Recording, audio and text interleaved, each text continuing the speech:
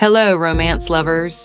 Today's story is called The Duke's Darling Daughter-in-Law.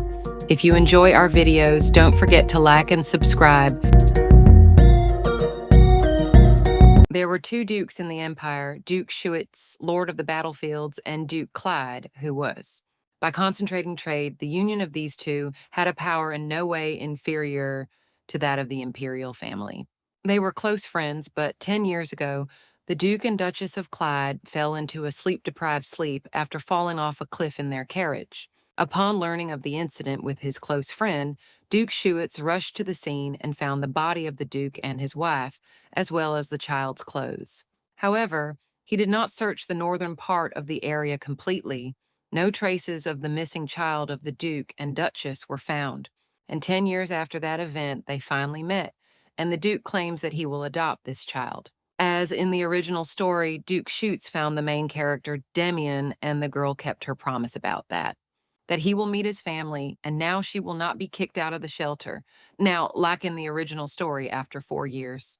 Damian goes to war with Duke Shitz and finds peace by meeting the main character, Ashabel.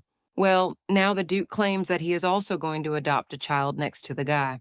One of the servants then turns to the Duke and asks if he will make her his adopted daughter, but the man replies that he will not, and he will take her as his daughter-in-law. And the main character is now in shock, thinking about what he is talking about.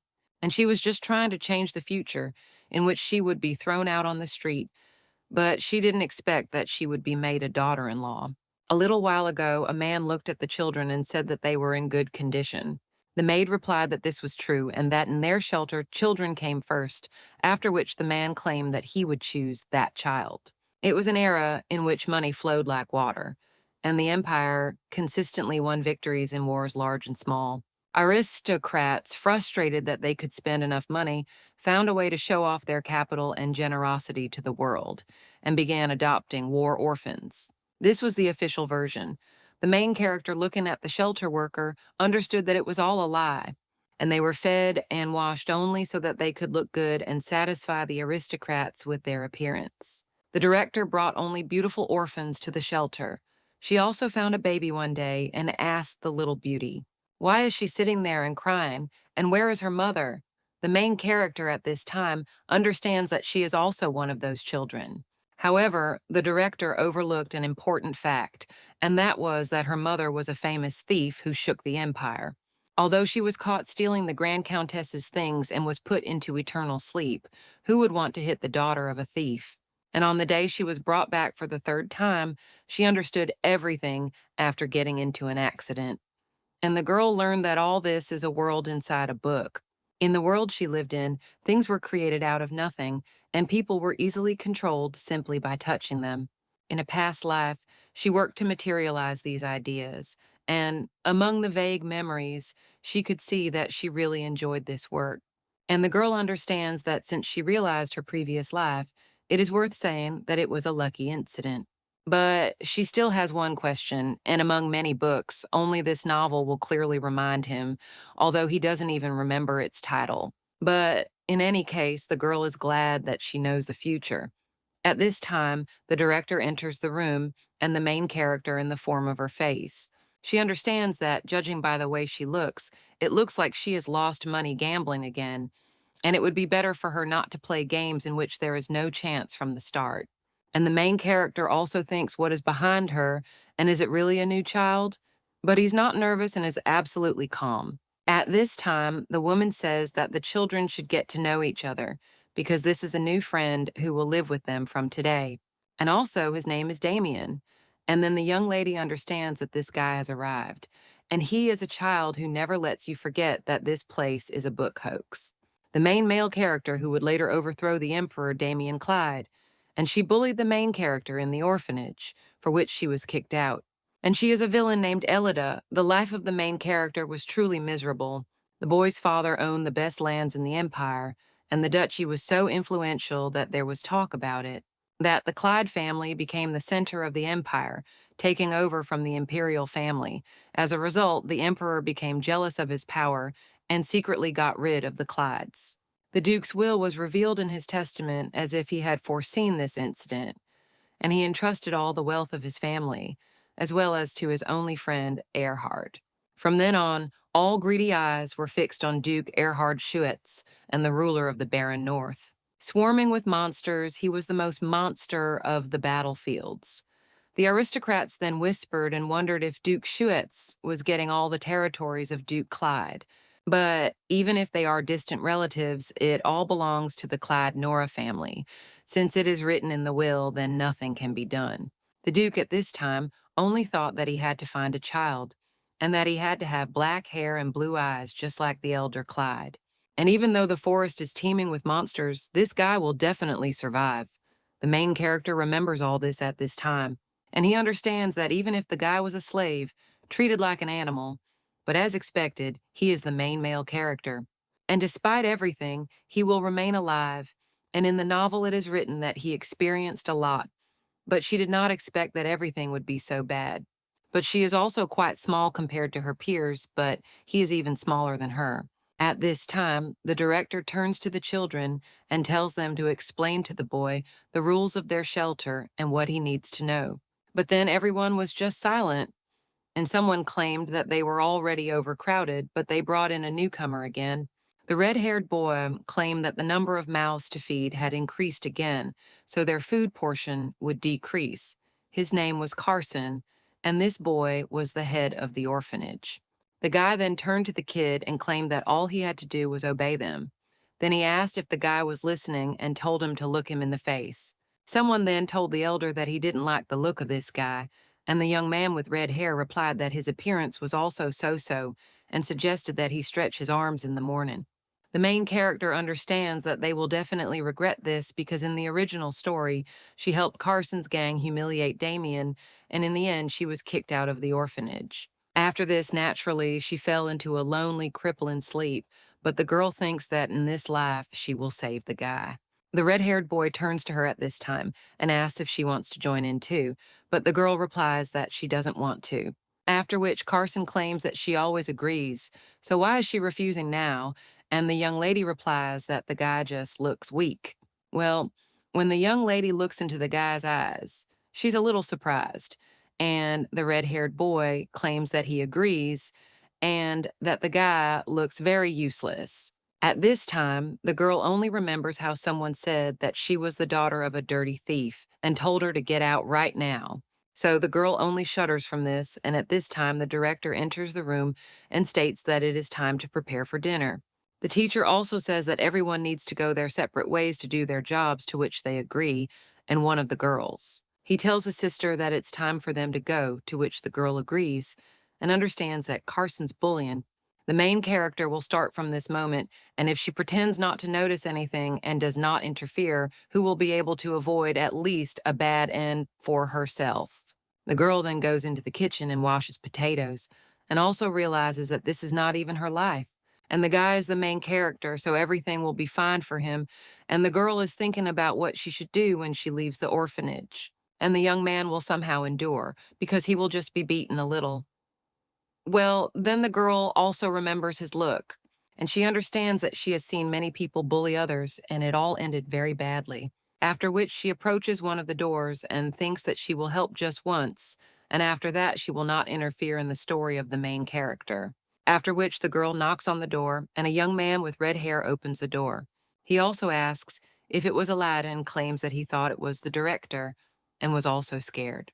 The young lady then asks what they're doing there, and the guy asks what she thinks, after which he points to the boy sitting near the bed, and he asks if she sees that they are teaching a newbie, and this is some kind of welcoming ceremony, after which he asks if the girl wants him to say something funny and lifts the main character. He claims that he thought it was a girl, but it turns out to be a guy, and isn't it funny, because he is a guy and has such a cute face. Elida then says that it is in every way better than his mug, after which the young man with red hair only gets angry and asks what she is talking about. And the main character with a smile on her face answers that it's a joke and the director is looking for him. Carson asks why this witch suddenly needed him, and the girl answers that she looked around and asked where the guy was, and he knows that a woman is not one of those who can wait for long. The red-haired boy then turned to the newcomer and claimed that he was lucky today, after which the guy abandoned him and also left the room. The young lady then turned to the young man and asked if he was okay. At this time, the young man had just closed the door, and the main character screamed that he would open it so early. After which she handed him an ointment that she had stolen from the director's room and told the young man to apply it because it would make it less painful. Well, the guy replied that it wasn't necessary because in any case he would be beaten again before everything was cured, so there was no need for it. The main character then watched the boy with a little surprise and understood that resistance breeds even more violence. And the fact that this child already knows a simple way to soften the violence is a little surprising. Well, the girl claims that it is better than not applying it at all and hands him the mother and also tells him to apply it himself later. After which the young lady comes out and realizes that she thought she already knew all of Damian's pain from the book, but seeing the face of a boy who looks like her. For some reason, she catches her breath. A little while later, the director turns to the children and tells them to. They sat quietly and also ate and did not talk during the meal. The main character then wonders if the guy really misses meals, and he is not visible. Alita also understands that if he misses dinner, he will starve until tomorrow. At this time, the young man who is sitting next to the girl.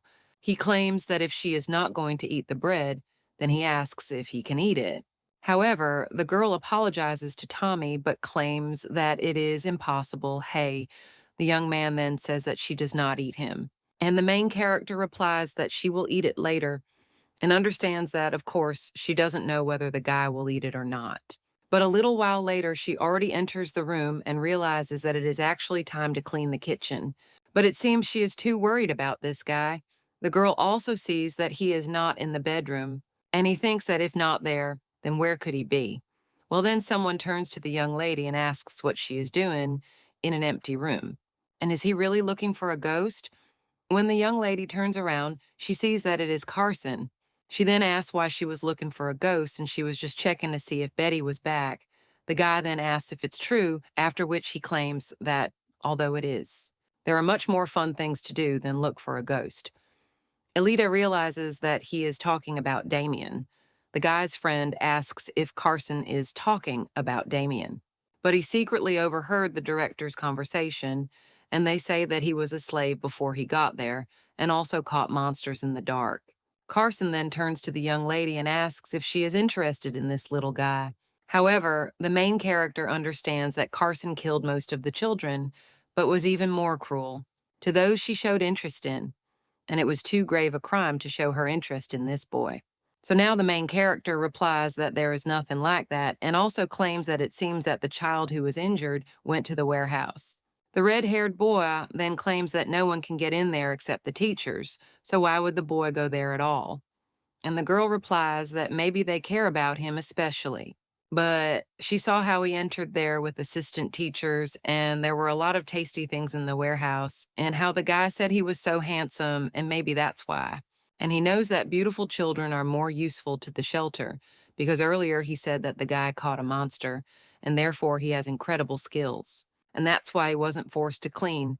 Elide understands that Damian doesn't work because he's a slave and has a separate master, but Carson doesn't know that. The young man at this time turns to the girl and asks if she didn't see that this idiot couldn't even move in front of them. And Elida understands that usually at such moments they say that they felt sorry for the newcomer, after which she asks if this means that Carson is stronger, to which he replies that yes. And then the guy says that they should go to the warehouse, after which the main character says that Carson should wait, and pulling out bread from her purse insists that he take it because she left it especially for him. The guy then asked why so suddenly, after which, embarrassed, he replied that he would eat it. A little while later, the young lady is already heading outside and realizes that Carson might be being scolded now. At this time, one of the women does just that, after which she screams, "How dare they steal food?" The young man replies that no, and he was told that Damian was there, but the woman told him to be quiet and asked what kind of bread he had in his hands. Elida realizes that she was going to give this bread to Damian, but she managed to use it successfully. The girl also looks around and wonders where the boy is. She also remembers the words of the other boys about that this idiot was a slave before he came there, and they say that he even caught what kind of monster it was in the dark. And the main character is now thinking, is it really like that? But she wouldn't want the guy to be there. In the original novel, the Duke asks young Damian if he has ever learned to handle a ball, as he has incredible skills. Then, the young man replied that in order to survive in the darkness, he had no choice but to learn to wield a sword. The girl thought that this was a cliche, hinting at the development of the main character, but now she was approaching the guy. She, with a smile on her face, claims that he will get hurt this way and asks if the young man knows how hard it will be if he catches a cold. The young lady also claims that Carson's group was caught by the teacher, so today the guy can sleep peacefully, so the young lady suggests returning. Damian claims that even if they caught him, it's only today and tomorrow the guy will return again, and it's more convenient for him here than going back there. And now the girl understands that this child's life has been nothing but a tragedy up until now, and that he has locked himself in deep darkness. It was so painful that he felt so comfortable, and probably for the same reason he took hold of the ball. The girl also thinks about what kind of person would willingly want to be alone in the dark, after which she claims that they will no longer be there because he will return and they will soon disappear, and she promises that he was no longer in danger, so the girl suggested that he return. The young man then looks at the main character in shock and remembers how she also offered him the ointment, after which he only asks why she is doing this. Elida understands that, as she said, she really wanted this, and she doesn't know if this child will be able to understand her, but she cannot fall into eternal sleep like in the original. So now she turns to the young man and tells him to get up quickly because she couldn't even eat normally because she was worried about him. So she suggests going out to eat.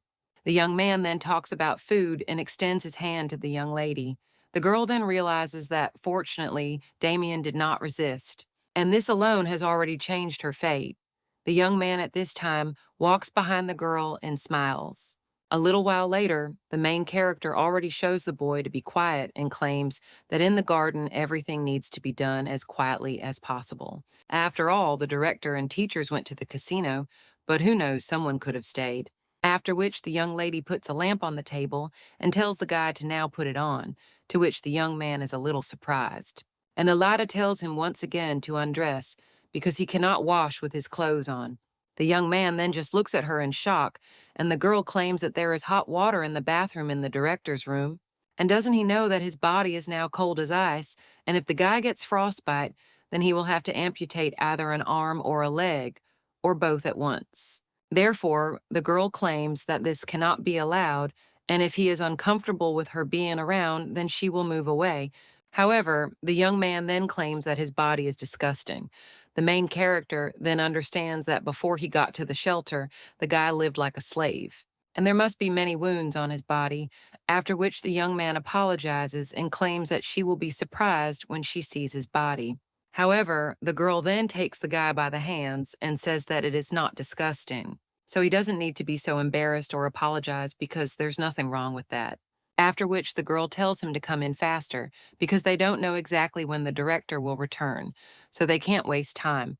And even though it's inconvenient, the girl asks if he can wash himself, to which the young man agrees, and the girl asserts that she will find clothes and put them in front of the door, so let him soak his thoroughly in warm water and wash them. After which the girl also says that this is great, and then she will go rob the warehouse, and the young man then climbs into the bathtub, and he thinks how warm it is there. A little while later, the main character already asks if he has washed himself, and also asks if the guy regrets agreeing. The girl also says that the clothes are a little big, but she took the smallest set, however. The guy is such a cutie, and the girl asks how about continuing to wear this, after which she hands over the plate. And he says that what's more important is that she stole food from the warehouse while he was washing himself. The young man then looks at this with a little surprise, and the main character is interested in what it is and whether he has never eaten anything like this, to which the young man agrees, and the main character thinks about what the merchants fed this little boy and how he grew up in general. After which the girl also turns to the young man and tells him to make a sandwich because it is very tasty and shows how to eat it. The guy then does the same and asks if she's right. The girl answers that yes, and everything is correct. After which the young man thinks how delicious it is, and the main character thinks that he looks like a puppy with big cheeks. After which she also turns to him and asks if he hasn't listened to the hair. And he also tells the young man to stand for a second, because he just came from a cold place, and if he leaves things like this, he might catch a cold.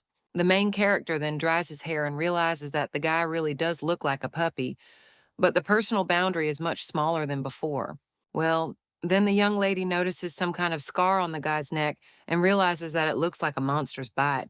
The young man then claims that it was too early for him, so the owner made him grow his hair. And the main character understands that in the novel there was a story about how the guy had long hair in those days, and this was the reason. So the young lady thinks how cruel this novel is towards young Damian, and it's hard to even appreciate it. The young lady also asks if his hair bothers him now that it is so long.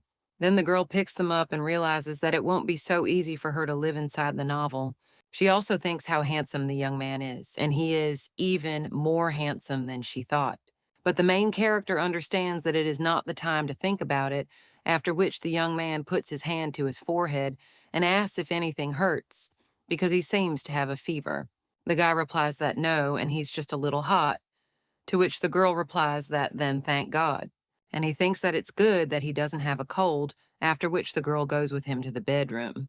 And when he opens the door, he claims that from now on they will sleep there.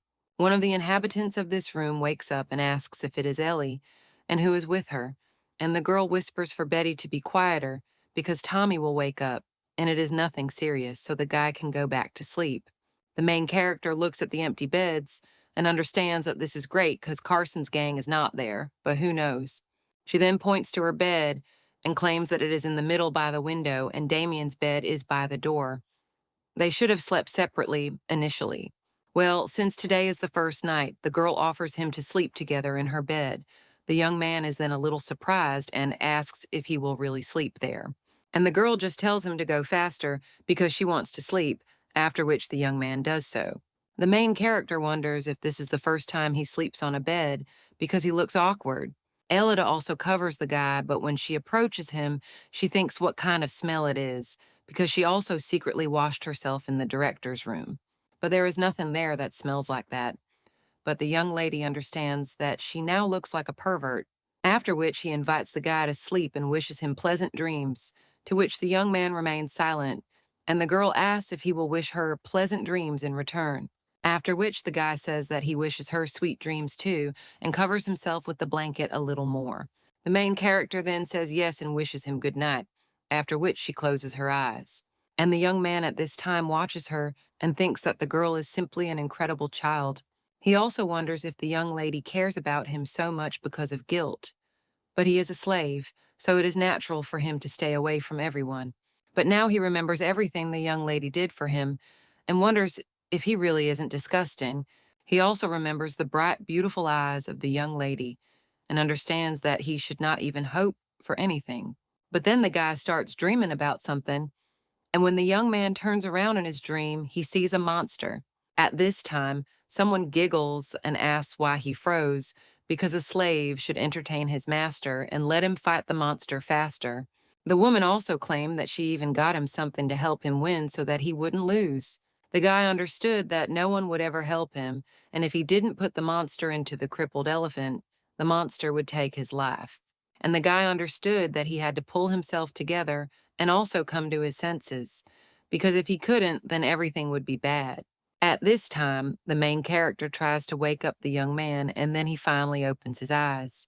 Elida asks if he is okay, and also whether he had a nightmare or whether he has caught a cold. The girl puts her hand on the guy's forehead and claims that he doesn't have a fever, but he's covered in sweat. And the young lady also asks if he is okay. However, the guy at this time is still waking up from sleep. And when he sees a light in front of him, he understands that no one ever cared about him until yesterday, not even himself. But the young lady is different, and the girl now claims that she will bring a wet towel, and then she is going to go. However, the young man grabs her by the dress and tells her to wait because he is fine and he is not in any pain. Elida asks if this is true, but tells him not to overexert himself anyway, after which he strokes the guy's head. The young man at this time thinks that this is a little strange, but when he is with Yelly, he feels ticklish and warm, as if he feels like he swallowed the sun in his stomach, and maybe he should say that he is in pain. But at this time he hears some kind of rumble, and then a young man with red hair bursts into the room. He looks very angry and asks if Alita did it on purpose and if that idiot wasn't in the warehouse. And because of her, the teacher caught him, so the young man asks if she even knows what he had to go through. And it's all because of this guy. The main character then asks why the guy blames Damian for this, and he claims that the fool is the one who was deceived. The girl also understands that the clock has rung, so the teachers will come soon. However, the guy immediately rushes at the young lady and screams how she could do this to him. But at that very moment, the teacher enters the room and screams, "What is the boy doing? And has he really still not corrected his behavior?" The young man then turns to the teacher in shock and says that no, it was Elida who started all this, and she is to blame for everything. The young man then screams that the two behind him also heard everything, and the teacher only asks what kind of nonsense he is talking about. After all, he is the first to start a fight every day, so the aristocrats are not at all interested in him. Carson asks to believe him and claims that yesterday they were in the warehouse precisely because of Elida. The teacher then asks if this is true. The girl replies that yesterday Damian was so ill and had a fever, so she went to get some medicine, but Carson kept repeating that all the teachers had gone to the casino. The young man then cried out, "When did he ever say that?" However, the girl with tears in her eyes claims that this is true, and how could their caregivers leave the children alone and go to a casino? Because this is impossible. And the young lady asks if this is true. The woman then doesn't even know what to answer, and the young lady understands that now it's time to drive a wedge so that they don't interrogate her anymore, after which she turns to the teacher, and he asks if the doors to the warehouse were open last night. The woman replies that the director gave her some work yesterday. That's why she was the last one to close the door to the warehouse. At this time, the teacher remembers what happened yesterday. And when one man came, he asked if everything would really be okay, because it seemed to him that they would be caught. But the woman answered that everything was okay. After all, there is no better place for secret meetings. The girl at this time claims that she definitely left the keys in the director's office and the warehouse could not be open. But it seems she managed to lose the key, so she asks for forgiveness. The teacher then says that everything is fine and that the girl should not behave like that. However, the little girl cries and claims that it is her fault that she was careless. Therefore, she will go with Carson to the principal. However, the woman then screams that no and then says that, well, she doesn't continue. After which he angrily turns to the boy and screams, "What casino?" And why is he lying? Because of him, something bad could have happened to Damian. The young man then cries out that he has never done anything like that, and also, Elida is now lying, however. The woman tells the guy to stop making excuses, and the show is behind her, after which the young man screams that it really wasn't him. After the guy is taken away, the main character understands that now he will not bother Damian for some time. After which the young lady turns to Betty and Tommy and says that they need to go down quickly so that the teachers don't scold them. So let them wash up quickly and go. However, the girl then runs up to the young lady and addresses her, asking what is wrong with her. And the girl replies that she will also come down soon, and the little girl agrees, and also says that her sister should definitely not be late. After they leave, the young lady looks at Damian and says that there were no teachers yesterday, and the main character at this time claims that she told the guy that she would protect him from those guys, and she is taking revenge on them for him. The guy then asks in shock if it's really for him and why, and the girl sits down on the bed.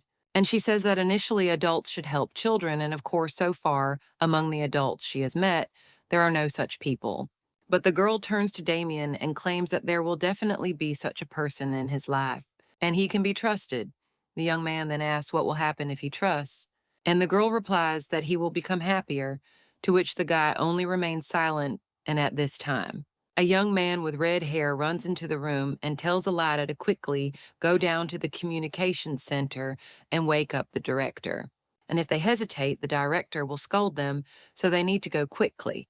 The main character then runs with the young man, and he, looking at her, thinks what kind of feeling this is. Carson at this time claims that he will not leave it so easily, and because of them, he ended up alone in this dirty room. But he still thinks why the girl suddenly took Damian's side, and why she cares about him so much as if it was her brother who wanted to see him for the first time. But this will not last long, and Elida will belong only to him.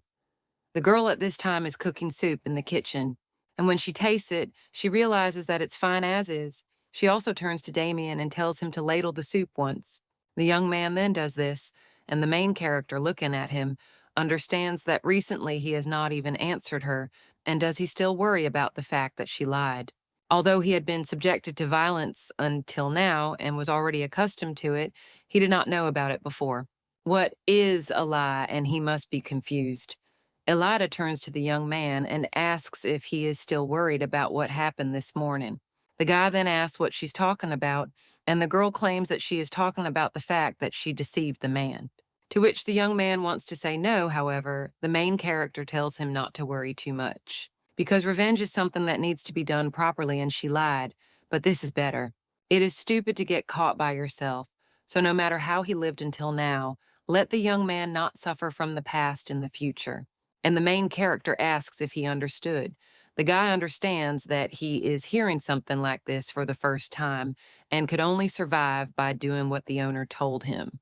That's why now the guy understands that he will never lose to anyone in the future. And just as she protected him in this way, he will protect her in any way he can. The director is sitting on the couch at this time and talking about how her head is splitting, but she didn't drink that much at the casino. After which she gets up from the couch and realizes that in order to sober up, she needs to eat something. But when a woman enters the kitchen, she's a little surprised and wonders why the drain is working there. But even if she hadn't lost then, and even if she hadn't drunk so much, she could have avoided this. One of the women told the director of the shelter to take care of this child until she came back to pick him up, and in this way, she would write off the woman's debt. She told her uncles that it was just a new child, but in fact, it was a slave who had a master who would soon return for him. If his master finds out that she made the guy work, he will seize on it and create a problem for her. So she turns to Damian.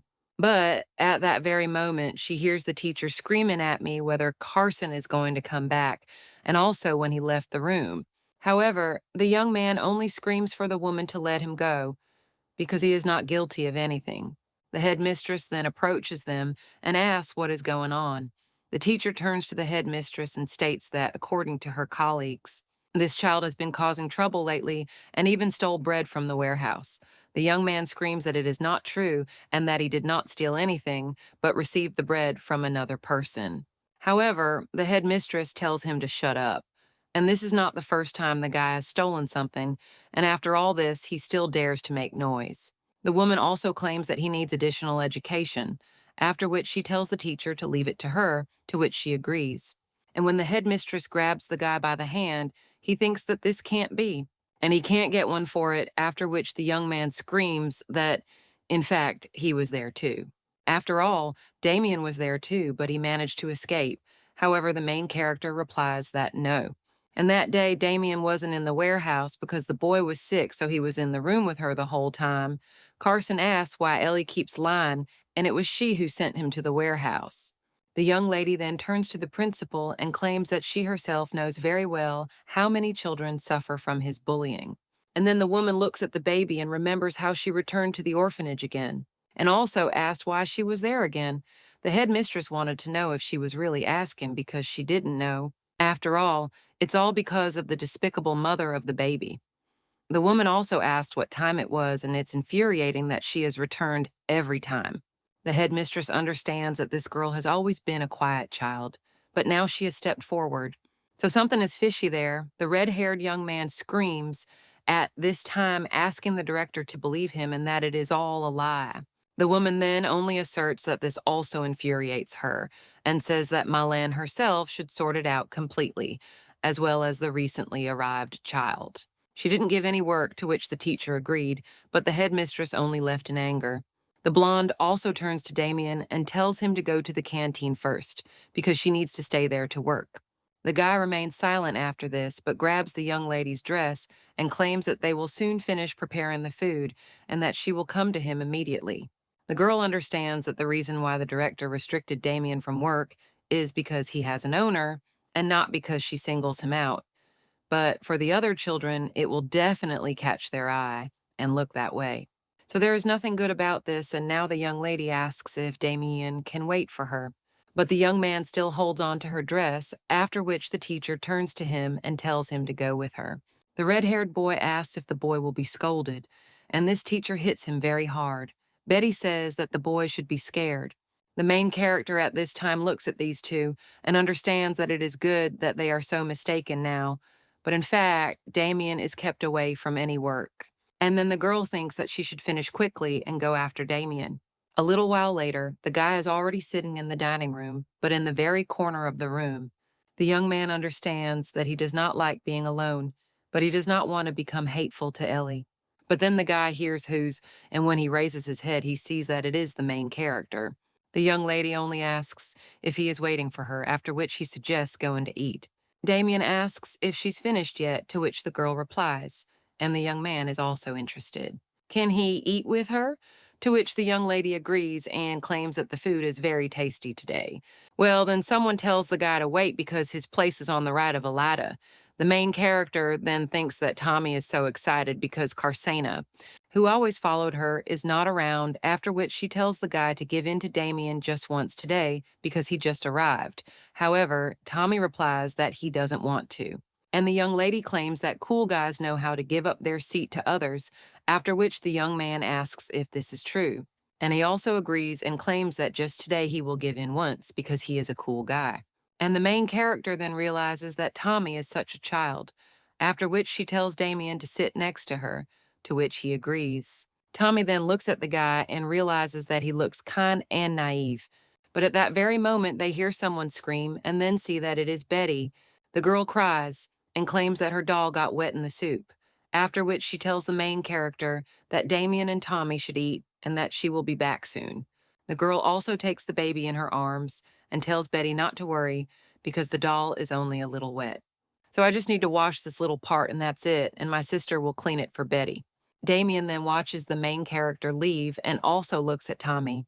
The red-haired boy then extends his hand and says that it is nice to meet you, and it seems that the boy has become close to Ellie, so he suggests getting along from now on, but the young man with black hair just turns around, and Tommy realizes that he seems to be afraid of people, after which he claims that he is the same friend of the young lady, so he offers to get along. Damian asks if the guy says that he is her friend, to which he replies that yes, and he is Ellie's closest friend. However, the young man with black hair looks at him coldly after this, which makes the guy scared. And a little while later, the main character comes into the room and then turns to Damian and asks if he is eating. The young man nods and then eats his portion, and the main character turns to Tommy and asks what's wrong with him. Damian then looks at the guy angrily again, after which he says that nothing is wrong, and he doesn't understand how he could think that this young man is naive, but he is no different from a wild animal. Therefore, Ellie is deceived by the main character. A little while later, she watches as the young man comes out of the shower, and she thinks that his cheeks are just shining, and she also wants to touch them. The guy looks at her, and the young lady understands that no matter how much she wants to squeeze them, she must restrain herself because he has only just begun to open up to her. After which the girl asks if he feels better after a shower, and also tells the young man to come to her, to which he agrees. And then the main character wipes his face and also understands that no matter how much you look, the guy is handsome, and probably his hair is really in his way, and she wants to cut it off, but any aristocrat. Seeing such a face, one would definitely want to take it away, so one cannot allow this to happen, because Damian's adoptive father must be Duke Shitz, or one must hide this beauty by any means necessary. After which the young lady turns to the guy and suggests that he go to bed. Then they enter the room. Then the girl points to one of the beds and claims that from today on he will sleep on it. The young man then asks if he will sleep alone, and the main character asks what it is and whether he doesn't like it. But the guy looks a little upset after that, and the girl wonders if he really wants to say something. However, Damian only turns around and heads towards the bed, after which he lies down in it. Ellie understands that a lot has happened today, and he is probably tired, after which the girl goes to bed. And then he turns to Damian and wishes him good night and sweet dreams. The young man is silent for a while after this, and then addresses the young lady by name and wishes her sweet dreams too. The girl is very surprised by this and realizes that the guy called her by name for the first time, but she was so happy to hear just a few words from this little boy. A short time later, the young lady wakes up in the middle of the night and realizes that she needs to go to the toilet. However, when the girl looks at the bed next to her, she realizes that there is no one there. After which the young lady asks where Damian and the little girl with purple hair went. He replies that his brother Carson has returned, to which the main character is very surprised. Damian is outside at this time and Carson is screaming, wondering if he even understands how much he had to endure because of this guy. He also looks at this young man and cries out that he sees that he is proud that Ellie cares about him, but for her, he is nothing. Damian then looks threateningly at Carson, who only asks why the guy is looking at him like that and what he is going to do. The brunette at this time only continues to look at him, after which he remembers the words of the young lady that he will no longer suffer from them. And the young man is about to attack these scoundrels, but the guy with red hair screams that Ellie is a weakling like him, that is, weaklings who cannot defend themselves.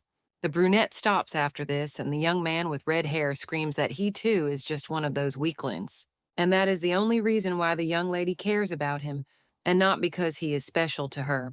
The boy then remembers how the girl claimed at their first meeting that the boy simply looked weak. The young man also realizes that when he was a slave, he heard countless times that he was useless and stupid. But he thinks why only when Carson said that for Ellie, he was nobody, he felt like he was falling into a swamp and was burning. The red-haired boy at this time raises his leg in order to hit the guy. And he screams so that he knows his place because he is behaving too insolently for a slave.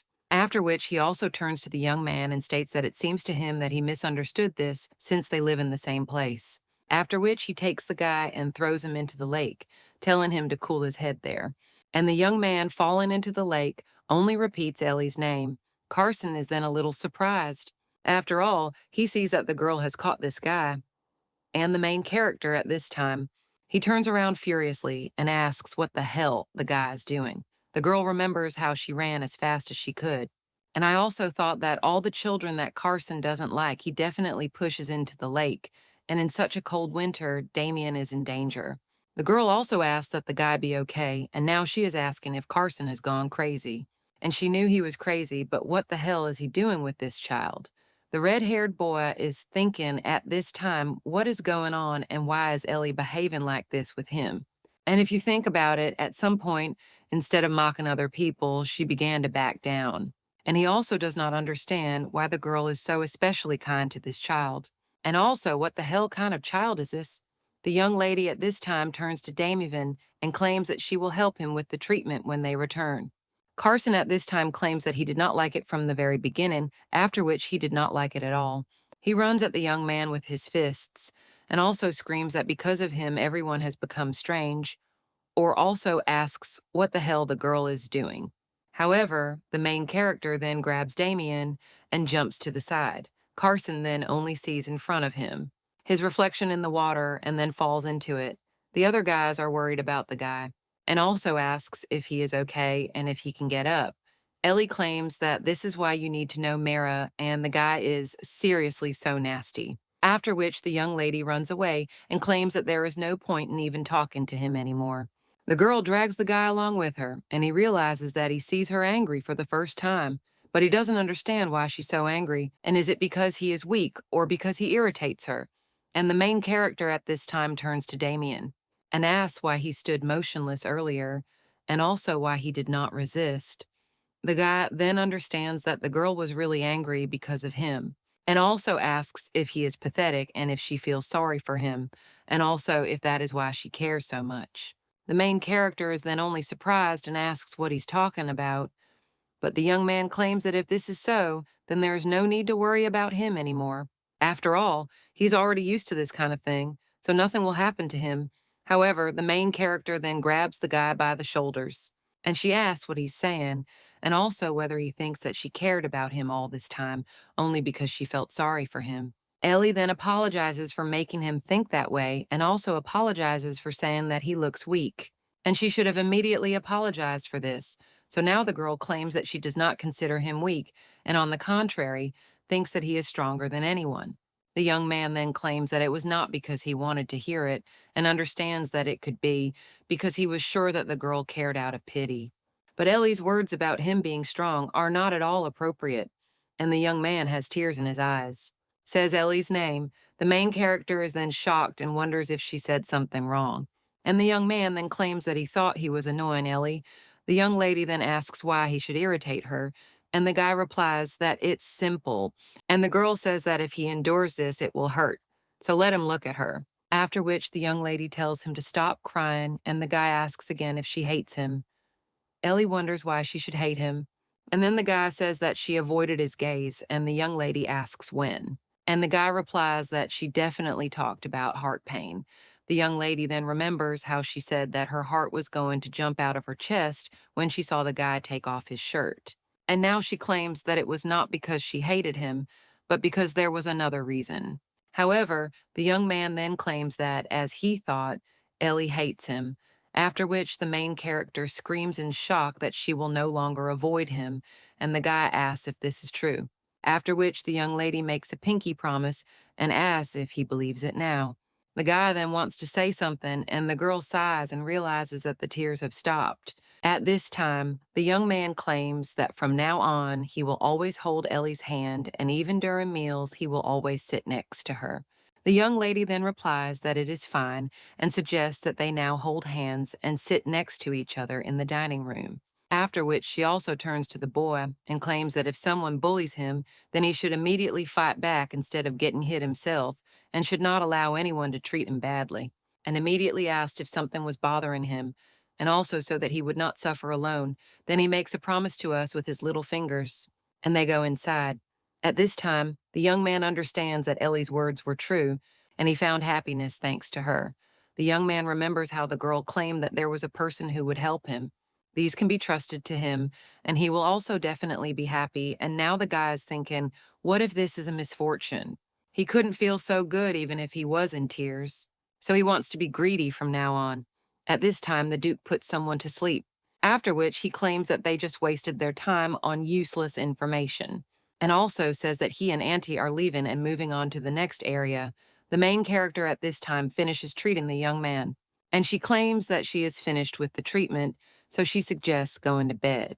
But the young man then grabs her by the dress, and the girl asks what is going on, after which he asks if he can sleep with Ellie, and he constantly has dreams that are very scary. Ellie claims that the bed is so narrow and will be uncomfortable, after which the young man with tears in his eyes asks if he really can't. And the main character understands that there is nothing to be done because it is not that difficult. The young man then lies down next to her in bed, and the main character realizes that it seems his mood has improved. And also, although she is a secondary character, she is still glad that she was able to help him, and she claims that now they look like brother and sister, but the young man at this time claims that he's not Ellie's younger brother. The main character says that he is 11, and she is 13 years old, but after that, the young man only pushes her away a little, and sadly looks away. Ellie wonders if he is angry, but despite the fact that he is small, he is a strong protagonist and he may be upset by such treatment as a child, after which the girl claims that she was joking, so Damian shouldn't be angry because she was going to say it, that she was warm because she was sleeping next to him, and her soul then turned around a little embarrassedly and said that he did too. The main character then smiled and thought how cute he was and suggested that he go to bed since it was already quite late. And then they wish each other good night, and when the guy closes his eyes, he also falls asleep. Then he begins to dream of a young lady who dresses him in wine and claims that absolutely everything suits him because he is so handsome. The young man then thanks the girl and claims that thanks to her, he is happy. The next day, the main character claims that he did say that he had a good dream, but the girl asks if it hurts him because he has a fever. The guy replies that it doesn't, and it doesn't hurt him at all, but the main character asks what else doesn't hurt because you can't tell from the voice that it does. After which he asks him to tell him honestly when he got sick, and the guy replies that it was last night. The main character then asks why he didn't tell her anything and realizes that she was fast asleep and enjoying her sleep. So what an idiot she is. Ellie then asks Tommy how Damian is doing, and he replies that he has a high temperature and the guy will have to spend a few days in bed. The main character then asks if he heard, and today he needs to lie quietly. The young man then asks what about Ellie. But she answers that she needs to work, because if she doesn't, the director will get angry. And the guy then just thinks whether he will have to split up with Ellie again. The young lady then says that he knows how good she is at work and she will get it done quickly and also make the guy some soup, so let him close his eyes and count to 100.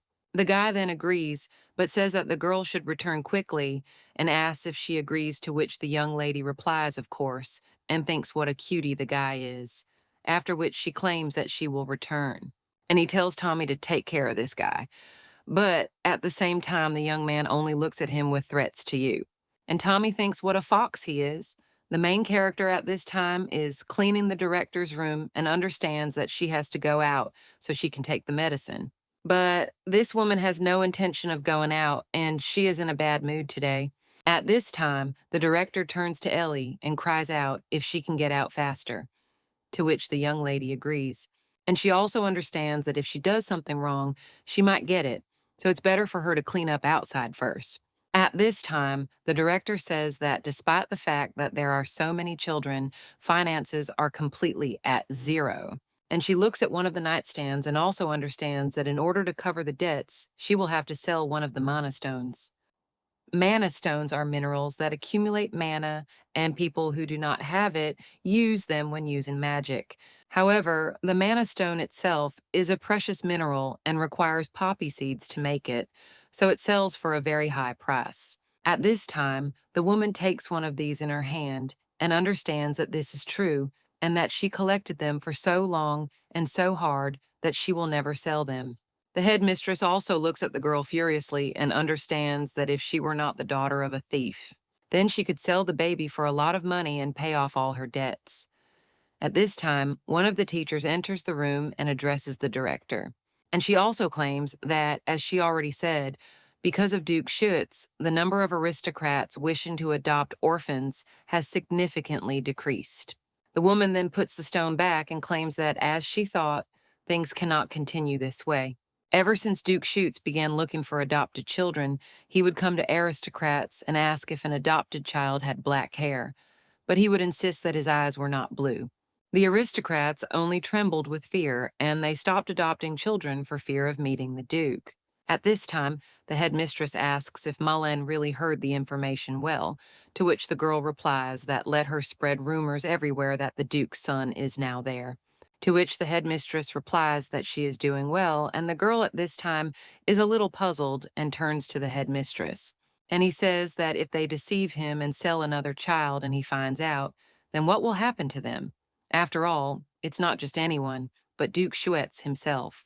However, the woman says that this girl should not talk nonsense, because in any case, the Duke himself has never personally seen this child, so he certainly has no way of determining whether it is real or not. Therefore, let the woman simply do what she asks, to which the girl agrees, and the main character understands that the Duke is already on his way there to save Damian. The man is at this time in another aristocrat's, and having plunged many servants into eternal sleep, he claims that it is unbearable, and also asks if they really thought that they can break him with this aroma of medicinal herbs. The man then asks for forgiveness and claims that they have committed a sin, and the woman then screams for the pig to have mercy on them just once. After all, they didn't know that this man was Duke Shoots, so she asks for mercy. The young man then turns to the Duke and tells him to first listen and see if they came there to put everyone into eternal sleep. But the man claims that they have committed a sin and want to pay with their lives, and due to his character, he cannot ignore such a request. After which he says that if they do not want to fall into a crippled sleep, then let them answer where the child is. And the woman then understands that this means that the slave was actually the Duke's son, after which she claims that he is in the shelter. And this is a shelter that is run by her friend, and she also just thought that it would be better for the child to live in a shelter than in such a harsh place. But the Duke at this time only swings his sword and asks if they really want to plunge into a crippled sleep so much. However, then someone turns to the Duke, after which he stops and asks what is going on. And the young man claims that it doesn't look like these two are lying because he received the message a few days ago. And it says that the child they were looking for is in a nearby Seance shelter. The Duke then asks why they are only telling about this now, when they have already searched all the shelters in the Empire. And the man replies that it is only called an orphanage. In reality, It is a place where orphans are taken to do all sorts of dirty work. The Duke then puts a sword to the young man's throat, and he claims that there are many children there who are adopted for money and literally sold, so he wanted to tell him after confirming the information. However, the Duke at this time only claims that he wants to plunge the boy into a cured sleep right there. The young man then asks the Duke for forgiveness, but he only turns to the guy on the ground and asks if they sent the child to the saint's shelter, to which he cries out that everything is correct. The Duke then claims that he will be punished later, so let the guy send a message to the shelter that they are going to visit right now. But then he still remembers something and claims that first he needs to deal with these two, after which he plunges them into eternal sleep. At this time, the headmistress only screams that they are already on the edge, and then sick children appeared. She also cries out who could possibly feel well after falling into the lakes in such weather. The woman understands that the Duke will arrive very soon, and she cannot show him the sick child. Therefore, first of all, it is worth giving him at least a cheap medicine to show him in good shape, and it is a pity, but you will have to sell at least one mana stone. However, when the woman looks at her collection, she is shocked to realize that one of them is missing. Then he asks how it happened, and the main character is wringing out the rag, and she wonders how high the boy's temperature is, after which she claims that the wet towel has become warm.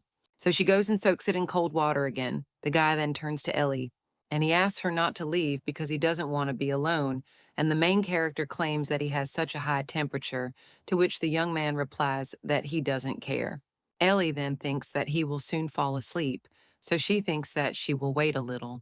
After which she also understands that it seems that he has become much better thanks to the energy of the mana stone that she stole, and who knew that the young man would become so seriously ill.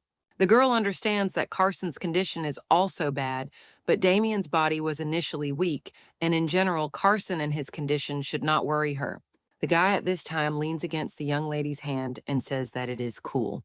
Ellie then thinks how it was possible to torture such a kind and innocent child, after which the girl understands that he has finally fallen asleep and also thinks that she needs to quickly go and come back because it would be good to grab something light to eat. Well, then the woman turns to the girl and asks what she's doing there, after which he repeats his question about the main character and thinks about what the director is doing there. But then she just turns around and claims that Damian is sick, so she is taking care of him and was now going to change the water. However, the woman pulls a magic stone out of her pocket and asks what it is then. The young lady then realizes with a smile on her face that she thought the woman wouldn't notice if she took the one that was lying in the corner, after which she claims that she doesn't understand what she's talking about, and Carson was just dragging it around. However, the woman only claims that now the girl also steals. But how can one be so impudent, and is she really so much like her mother? The young lady then asks why she is talking about this, and the woman replies that it is obvious, and the girl said that she would live quietly. So she decided to leave her, but in the end, she repaid her favor with theft. After which she claims that they are using this opportunity to correct her habit, after which she already swings and the main character closes her eyes. However, after the blow, the woman sees Damian in front of the girl, and she is a little surprised. At this time, the young man tells the woman not to hit her. After all, if she hits Ellie, he won't let it go so easily. After which the guy just breathes heavily, and the headmistress asks what he is doing and why he is interfering. She also remembers how the woman who gave her the child told her never to try to hit this child. After all, if she hesitates, he will attack regardless of who the enemy is. At this time, one of the teachers also contacts the headmistress and claims that a message has arrived about this. Shitz will arrive soon, and the woman screams, "Is it really that fast?" After which she tells her to quickly make the children clean up and change their clothes, and also bring all the children with black hair and blue eyes to her office. The woman also claims that they have not yet prepared and will talk later, because then the girl will take responsibility for what she did. However, the main character grabs the woman by the dress and asks what about Damian. She claims that the guy has black hair and blue eyes, but the woman is just interested. Does she really need to show this child to the Duke to disgrace herself?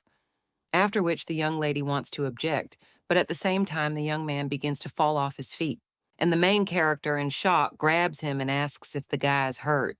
And the director just smirks and claims that the sick child needs to rest, so let the girl take better care of him. The guy then turns to the young lady, and she claims that everything is fine and she will definitely help him meet his family. At this time, the Duke heads to the orphanage, after which he is greeted by the teachers. The man understands that this place is far from the city center and completely isolated. Therefore, it is impossible to get there without horses and a carriage, and it can also be said that it is a good environment for children. But now he asks where the director is, and he had informed about the visit in advance. One of the women claims that since he contacted her in a hurry, it was passed on to the director too late, and now she is on her way there, so let him wait a little.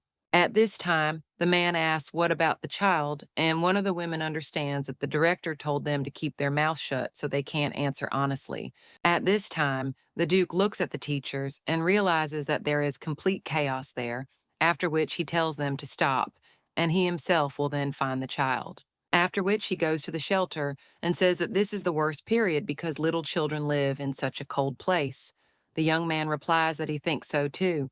And the Duke at this time claims that if their words about Clyde's child being there turn out to be a lie, then let the guy immediately get rid of everyone, to which the young man agrees. Well, then the man turns the corner and the main character crashes into him, after which she says that it hurts. The man then wonders if this is really a child, after which he leans over the window and apologizes, and also asks if she can become, after which the young lady smiles and thanks him. The Duke understands that she has such a bright energy about the young lady at this time, claiming that she is in pain, so it is difficult to get up. But the girl asks who they are, and the young man who follows the Duke leans towards her and realizes that it seems the girl does not know that he is the Duke. He then turns to the little girl, but she only asks if they came there to adopt a child. The man then replies that this is true, and the young lady says that that's it, and claims that the children have now been gathered in the principal's office, and he is looking for a child with black hair and blue eyes, because they collected 5 of them there. The Duke then claims that a similar director is still there, and the young man next to him claims that she decided to stall for time by allegedly not being there, but he still doesn't understand why. The man then says that who knows, but he already feels bad, after which he turns to the little girl. And he thanks her for saying this, to which the young lady bows and says that there is nothing to say, after which she says goodbye. And the Duke then says that they should go. The young man then agrees, but when he turns around, he thinks that this girl is a strange child. And for the first time, he sees a man who has come face to face with the Duke and has not cried.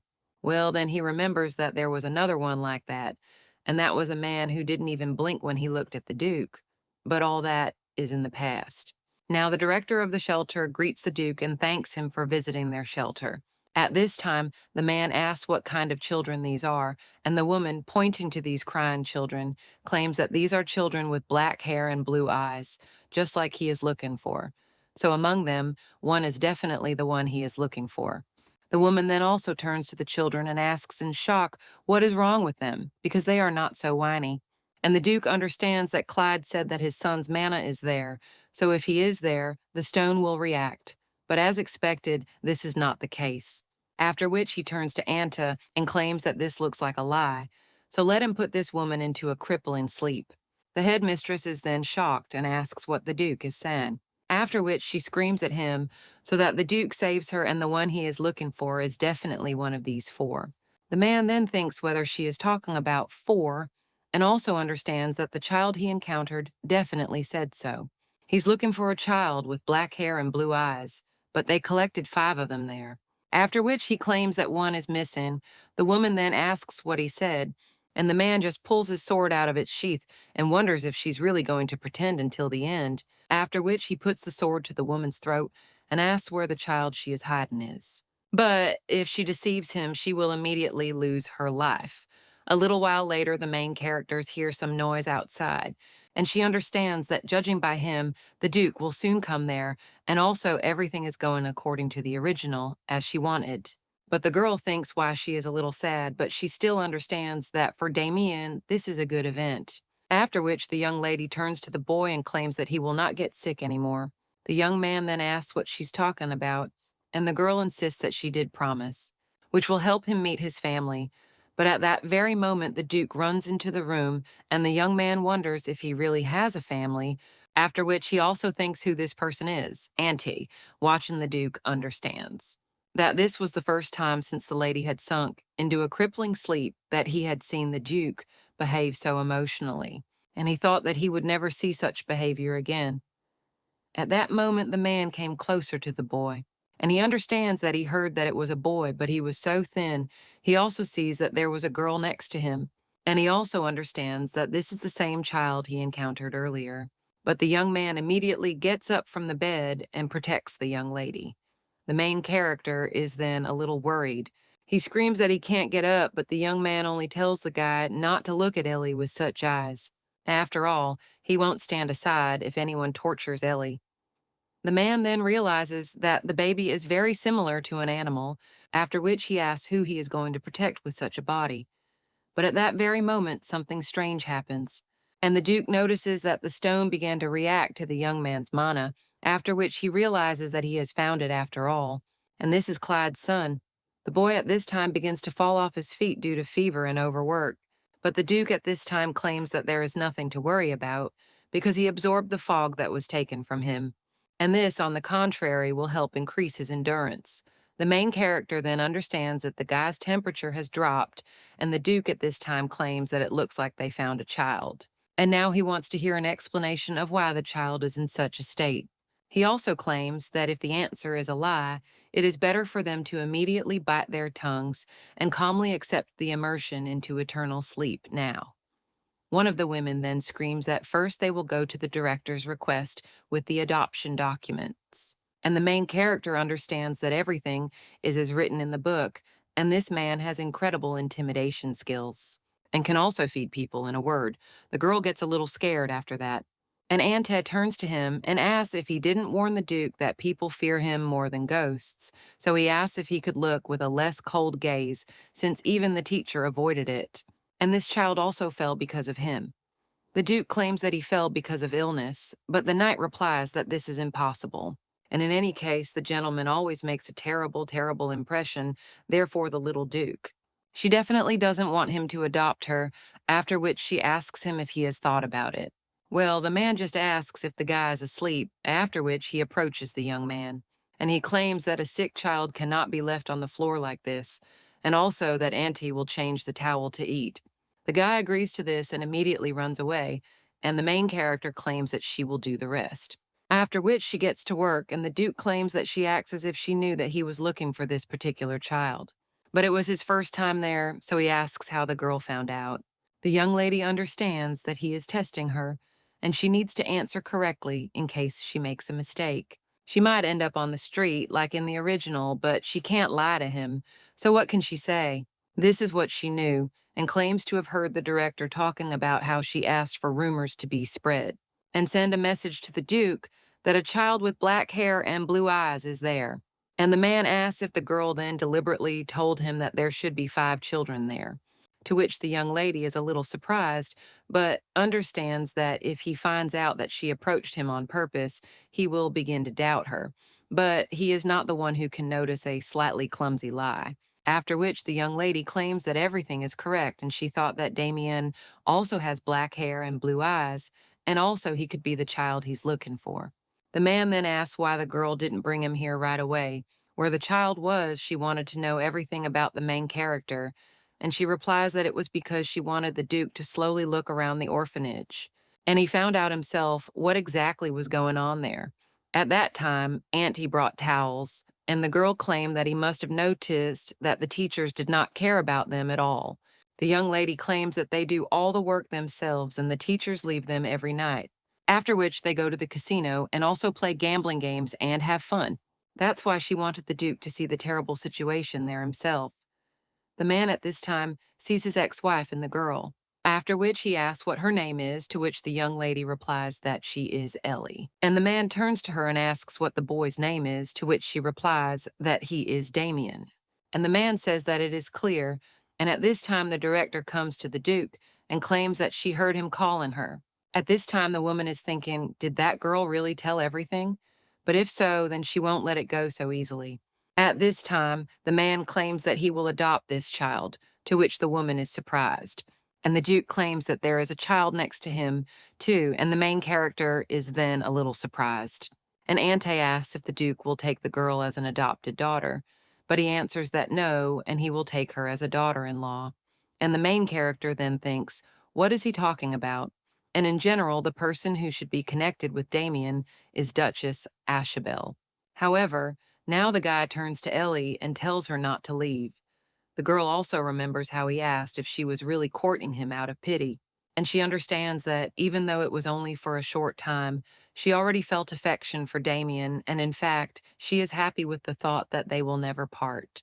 However, the headmistress at this time screams that the Duke is not allowed, and he cannot take this slovenly girl. And also, does he really want to establish her as his daughter-in-law, and does he even know what kind of child she is?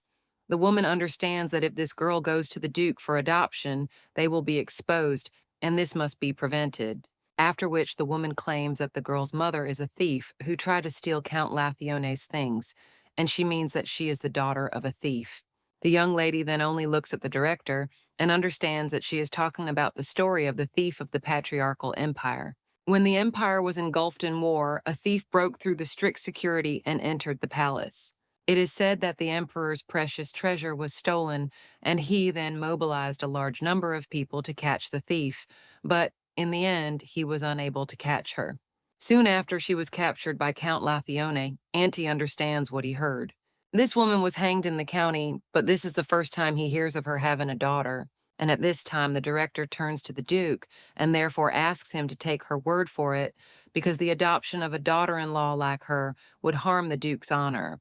However, the man only tells her to shut up and asks until when. He still has to listen to this dog's nonsense, and how long must he endure the chatter of one who is no better than a dog? After which he tells the guy to remove this woman from there, which only makes her angry.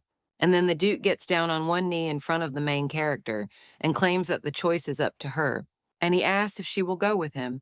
However, the girl then claims that she has one condition, and let him fire the external educators, and that's all.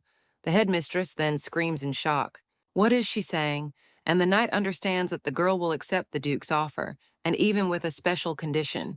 And this child is far from ordinary. The young lady at this time claims that even if they and Damian will be accepted by the 8th Duke, but the other children will still suffer.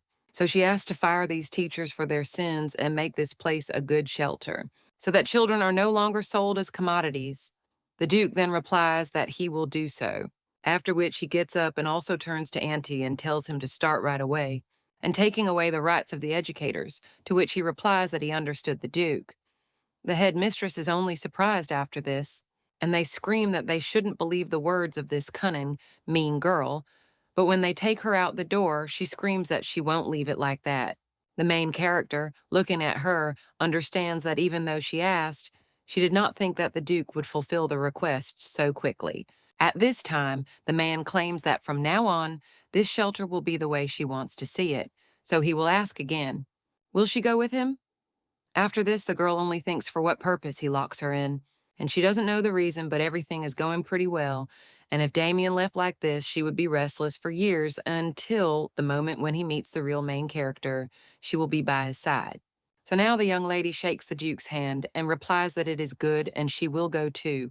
A little while later, the man is already near the carriage and claims that the former director and educators were kicked out of there. And until the new director arrives, the chosen ones in the Hertz, in the Prelude, whom they hired, will take care of the shelter. They will also join the ranks of the orphanage's caregivers so that there is no shortage, and the main character then thanks him. And she understands that finally the children will live peacefully, so she is really happy. The girl looks at the door of the shelter with a smile and thinks how strange it is. After all, the circumstances were too convergent to be a coincidence, and he thought that the girl was a puppet of the emperor. But even so, she did not immediately accept his offer and fearlessly set her own condition, and was even sincerely happy about the changed shelter. And the man thinks that it is not that he wants to accept an unreasonable condition, but he remembers his wife, who claimed that she could solve the problem that was bothering him, but instead she had one condition. I am for him to marry her. At this time, someone turns to Ellie's sister, and the main character asks Betty if it is her. Well, the girl claims that if she leaves, they will never see each other again, and she has never seen the other sisters who left. The girl then tells her not to worry because she will return, and the little girl asks if this is true, and also if she promises that she will return. A little while later, the Duke walks through the garden and says that no matter how hard he tries, well, he can't put a person into eternal sleep, so at least he took the sword in his hands. Damian comes out from behind the tree and claims that he cannot understand why he has taken him and Ellie, and also what does he plan to do. The Duke claims that when they return to the estate, the boy needs to learn to talk, but the young man only tells him to answer why he is taking him and Ellie. The door then claims that it does not take it away, but only returns it to its original place. And soon the young man will also understand everything, because this is what belongs to him from the very beginning. And now his appearance is no different from a wild animal, but if he returns to his original position, then his look will change and become more rigid, and then at least he will be able to protect the people dear to him. The guy then thinks that it is more difficult and scary to trust adults than children, so he does not want to follow him. Well, if this person was the same as the owner, then perhaps Ellie was in danger when he lost consciousness. But in the end, due to his weakness, he still could not protect her. While the headmistress was being led out of the room, Tom Chuck woke up, and the main character insisted that they needed to go where he was supposed to be. The young man then asked what about Ellie and whether she would also go with him. To which the girl replied, that of course. And she will go with him too because she promised to always be there, and now I tell him so that he can protect his dear people. After which he tells the man never to make Ellie work. But he only asks what other work for a small child and let the boy not worry about such useless things. But the young man insisted that if a man tortured Ellie, he would not leave it like that, after which he turned around. And the Duke understands that this young man is the same as his father, and that even mana stones are not needed here. After all, even if he wagged his tail in front of his wife, he would suddenly change his attitude towards other people, and it would be difficult with such a body to show that he was Clyde's son. A little while later, they are already heading in a carriage, and the main character wakes up. And she also thinks when she fell asleep, but she also understands that Damian also fell asleep, and now it is clear that he is not sick. Well, then, the girl suddenly looks out the window, and when she sees a lot of crows, she thinks that it is so dark there, as if there is a war going on.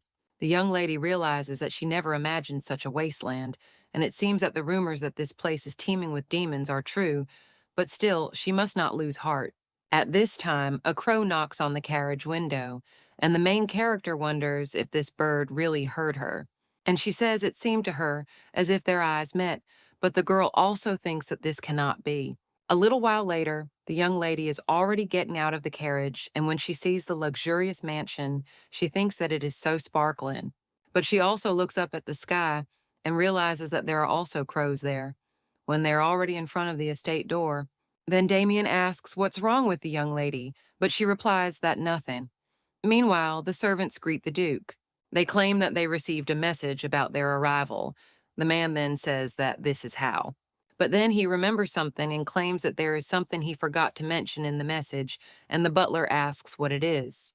And the Duke replies that he also brought a child and she will stand behind one and the daughter-in-law there. The man then says that that's how it is. Well, then he understands what the Duke said and asks what he was talking about.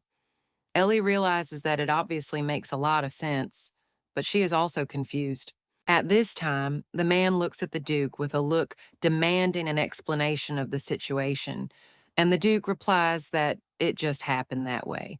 After which the butler sighs and claims that even the knight did not make any decisions. At this point, the main character clutches her dress and realizes that she is clearly not welcome there. The girl also recalls how one of the women who adopted her insisted that from now on, the girl should call her mother. But when she found out that she was the daughter of a thief, she screamed in shock, asking why she hadn't told her. The girl was younger then than she is now, and every time she was excited that she could find a new family, and it was so stupid. Well, the young lady understands that not now, and all she wants is to prepare for the future because she does not need a loving family. At this time, the butler asks if this means that the lady does not have a maid who will help her and that he should have been warned in advance. The main character then claims that she can cope alone and will also be quiet and does not need the help of other people because even in the shelter, she did all the difficult work herself without being noticed. The girl understands that she does not want to be considered an annoying child in need of someone's help. And the Duke at this time turns to her for a favor, and he claims that he will take care of everything, after which he sighs, and one of the maids turns to the knight, after which the knight approaches the Duke, and he claims that his sideline relatives are waiting for him. The man asks what he said, and have rumors really already leaked out? To which the young man replies that perhaps this is the case, and the Duke claims that since there are many eavesdropping ears, it is natural that there are also many chattering mouths. After which he says to tell them that he will rest a little, and they will see each other later, and also let France prepare the children's rooms. The butler then agrees and asks them to go that way, and the young lady understands that they are talking about the second line. And these are the people who threaten Damian's future, even though Duke Shitz adopted the boy. But only in the distant future will they actively establish a sense of connection, and this means that the guy's trials are not over yet, because this is only the beginning. The girl also understands that she cannot see how everything goes wrong for her Damian again. At this time, someone in the hall hits with his hand and screams that it is impossible, and also whether the Duke really found this child and how could he survive. However, another man wonders if the Duke hasn't seen it with his own eyes. Well, his interlocutor replies that there is some kind of trick, because to be honest, mana stones can be replaced. But in any case, he aims to once again take the top spot away from the vassals of the Clyde family and the sideline, and in addition, he brought into the family the child of the deceased Duke of Clyde. Those who ruled the top for 11 years are their Shoots family, but really, it is right to return to the child who has been wandering in all directions his full powers. And the man screams that they must find a way to prevent this. One of the people in the room, he claims that his thoughts with the Viscount are similar, but who can defeat the Duke? After all, if he could break his will, he would have done it earlier. The Viscount understands that these are impenetrable old men and they repeat everything in vain, and that is all they can say. At this time, the Duke enters the room and asks what they're talking about so much, since his ears were hurting even behind the door. The Viscount then says that the Duke has arrived, but the man claims that it looks like it. They wanted to exchange a few words at any cost, so he personally visited him. The men at the table are a little nervous, and the Duke argues that there is no need to waste time on other conversations. And, as they had already heard, he found Clyde's son. One of the men then asks to accept his congratulations and asks what his name is. The Duke replies that his name is Damian, and one of the men says that it is a bold and cool name. And the Duke only claims that from now on he will be the head of the Clyde family and understands that they are openly drawing a line between him and Damian. And also, if the boy inherits the name of the family Clyde in a state where he is nothing special, they will bite him to death at any moment. And of course, the same can be said about the vassals of the Clyde family, as well as about the relatives of the collateral line. The Duke also claims that, by the way, Damian has a very smart girlfriend, and he thought that she would be useful to the family, and took her with him, and he will also give the children an education as his heirs. The Viscount then cries out in shock, asking what the Duke is talking about, and can children really bear the name Clyde with dignity? The man then just smiles and claims that this means that he will make every effort to support them. The Viscount screams in shock, "What is he talking about?" And the other man says, "The Duke is thick, this is impossible, and why should they have those children?" However, Erhard tells them to stop because he is adopting these children, and when the time comes, he will marry them. And then men are shocked and wonder if he is talking about marriage. And they also understand that no matter how young the age, if the engagement takes place, the person is recognized as a full-fledged member of the family. And besides, if the child chosen by Duke Shoots himself marries Damian, then the top of the Clyde family can no longer be taken away. The Duke at this time understands that having heard that Clyde's son was found, they must have been planning to either throw him out or push their family's daughter onto him, but he can't leave it like that. After which he asks him to bless them, because those who swore to give their lives for the sake of their family will follow his will. After which the man looks at the Duke in shock, and the Viscount, with shaking hands, understands that this is impossible. And he knew that the Duke would not leave him so easily, but he did not think that he would choose a partner for marriage. So all that's left is to find another way.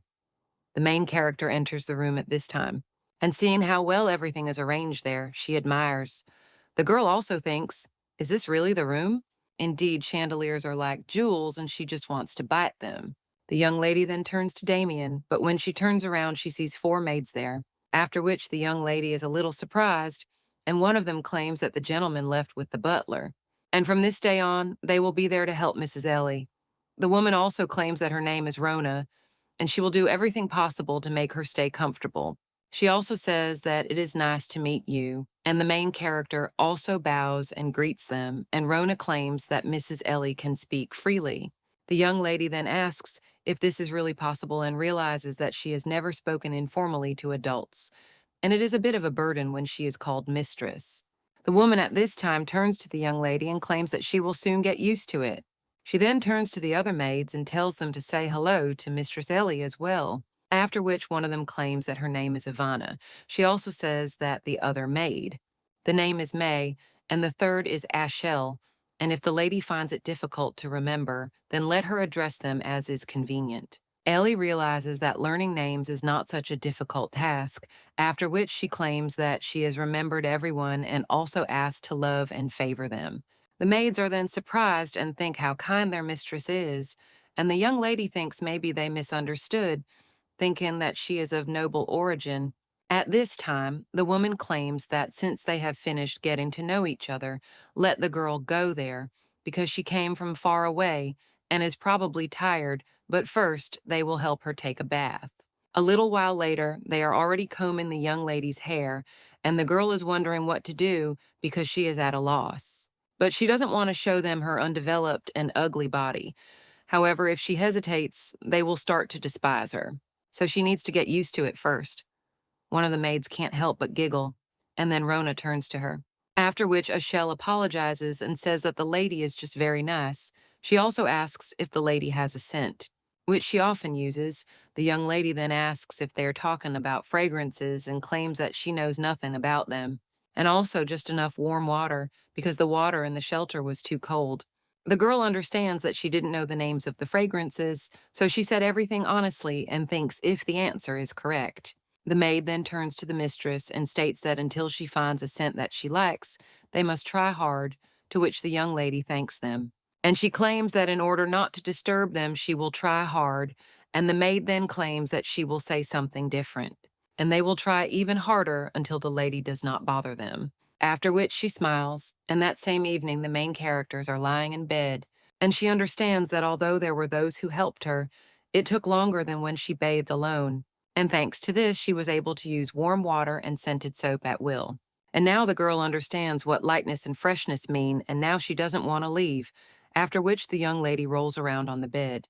But suddenly he bumps into something, and when he turns around, he asks if it is Damian. The girl then asks what happened and why he is so surprised, and the guy answers, "That nothing," and he was just scared. The young lady then also notices that the young man has cut his hair, after which he touches him and realizes that he seems uncomfortable and embarrassed because of his short hair. And the guy just thinks that Ellie has become prettier, and his heart doesn't stop pounding. The young lady at this time asks if the guy heard the conversation about the butler, and the young man asks what she is talking about. And the girl replies that Rona is talking about them becoming a couple, and the young man is a little surprised. Ellie replies that becoming a couple means loving one person all your life, and the young man wonders what love is. After which the main character thinks how to explain it to him and claims that she doesn't know either, but her mother said so. After all, when you fall in love, your stomach tickles and it seems as if your whole body is burning. And also, the heart beats very hard. The young man after this only gets embarrassed and thinks whether he really loves Ellie. And the main character at this time claims that it is difficult to say correctly. The young man only begins to hiccup after this. And the main character then asks in shock what happened, to which the guy replies that he suddenly became very scared. Ellie claims that if you close your nose like this, the hiccups stop. The girl also understands that suddenly he was told that they would become a couple, and the young man must be confused. She said she would help him find a family, and she became one herself, and now she feels like she was striving for this by any means necessary. After which the young lady takes him by the cheek and says that it seems he's going to start hiccups again. The young man then asks why, and the girl replies that his face is so red, it looks like it's about to explode. The main character understands that a person must know his limits, because someday the people here will find out that she is the daughter of a thief. Shoots brought her, she cannot be sure of her future, and she needs to be as modest as possible. At this time, the girl touches his cheek and asks if the guy has a fever, and he claims that he is just hot. And the main character then asks if she should move back, because the bed is wide. But the young man then replies that he doesn't want to, and the girl claims that he did say that he was hot. But the guy says that nevertheless she should not move away, and the young lady then becomes interested. Is Damian really afraid of nightmares like last time? To which the young man is only happy. And he answers that yes, he is afraid, because this is an unfamiliar place. The young lady understands that this is different from the fact that in the story he quickly got used to the Duke's estate. After which she says that she understood, and at this time the young man covers himself with a blanket. And the main character, moving closer to him, asks if he will be able to fall asleep even if it is hot and it will be less scary that way. The young man then hugs her back and replies that yes, and the main character understands. That he became even nicer, and now she, looking at the guy, tells him to close his eyes, and also wishes him good night. The young lady understands that a lot has happened today. And although he still had difficult days, in the future he will be several times happier than the pain he experienced, so today and tomorrow night there will be no more nightmares. The girl also wishes for the Milky Way to fill his dreams. At this time, the Viscount turns to the servant and asks if he has found out anything. He replies that yes, and the girl that the Duke brought is a commoner, and they say that her mother, who fell into eternal sleep, is a very famous thief. And the gentleman must have heard of her too, because this is the story of the woman who stole His Majesty's treasures. The young man then understands that the Duke has brought a boy who had been wandering God knows where, and the daughter of a thief. And this is indeed a good combination. After which he throws a bag of coins and says that the man is a good man, and also this is excellent information. And he gets information quickly, so he always admires him. The guy says that the gentleman is exaggerating. After which he picks up the bag of money and states that he is leaving then. The Viscount understands that he needs to report this to His Majesty. Well, although it cannot be that the Duke did not know about this, and besides, if the Emperor finds out this truth, then the property of the Duke and Clyde could be confiscated by the imperial family. Therefore, the man thinks about what to do, but then a brilliant idea comes to his mind, and he understands that in this way he will win in his favor and get rid of this girl. The main character yawns at this time, and one of the maids asks if the mistress is very tired. The girl answers that she is a little, and the woman asks her to be patient a little, because today is the day to introduce her to the elders and vassals. After this, the young lady is dressed in a dress and told that everything is ready. The girl looked at herself in the mirror and realized that she did not know that she was so pretty when dressed up. And the maid turns to the lady and claims that as soon as Mr. Damian finishes preparing, he will also come, so she asks if the girl will wait for him in the bedroom. To which the young lady agrees and then sits on the bed. Well, then she thinks that it is very tiring. When the maids are looking after her at this time, they claim that Mrs. Ellie's skin is so white that it seems like powdered sugar will fall out if you touch it. The young lady then wonders when Damian will come. Well then, someone knocks at the door, and the maid asks what happened, and one of the maids replies that Viscount Corbino wants to say hello to Ellie. The woman then asks if she's talking about Viscount Corbino, and the young lady realizes that it seems he wants to know who she is before the official meeting. The women at this time turn to him and claim that Mrs. Ellie is not yet fully ready, but the man ignores her and asks if this is really true, because in his opinion, she looks perfect. After which he asks the lady if he was rude, and the young lady understands that this is a man who did not want to wait his turn. After which she answers the Viscount that no, and she has almost finished her preparations. The man then asks like this and claims that he surprisingly looked in on time. He also claims that he did not come empty-handed, but in order to meet her and brought a rare thing. After all, it is a mineral called Blue Hope, and a mana stone that can only be obtained on their land. The man understands that if this lady is the daughter of a thief, then she can be caught.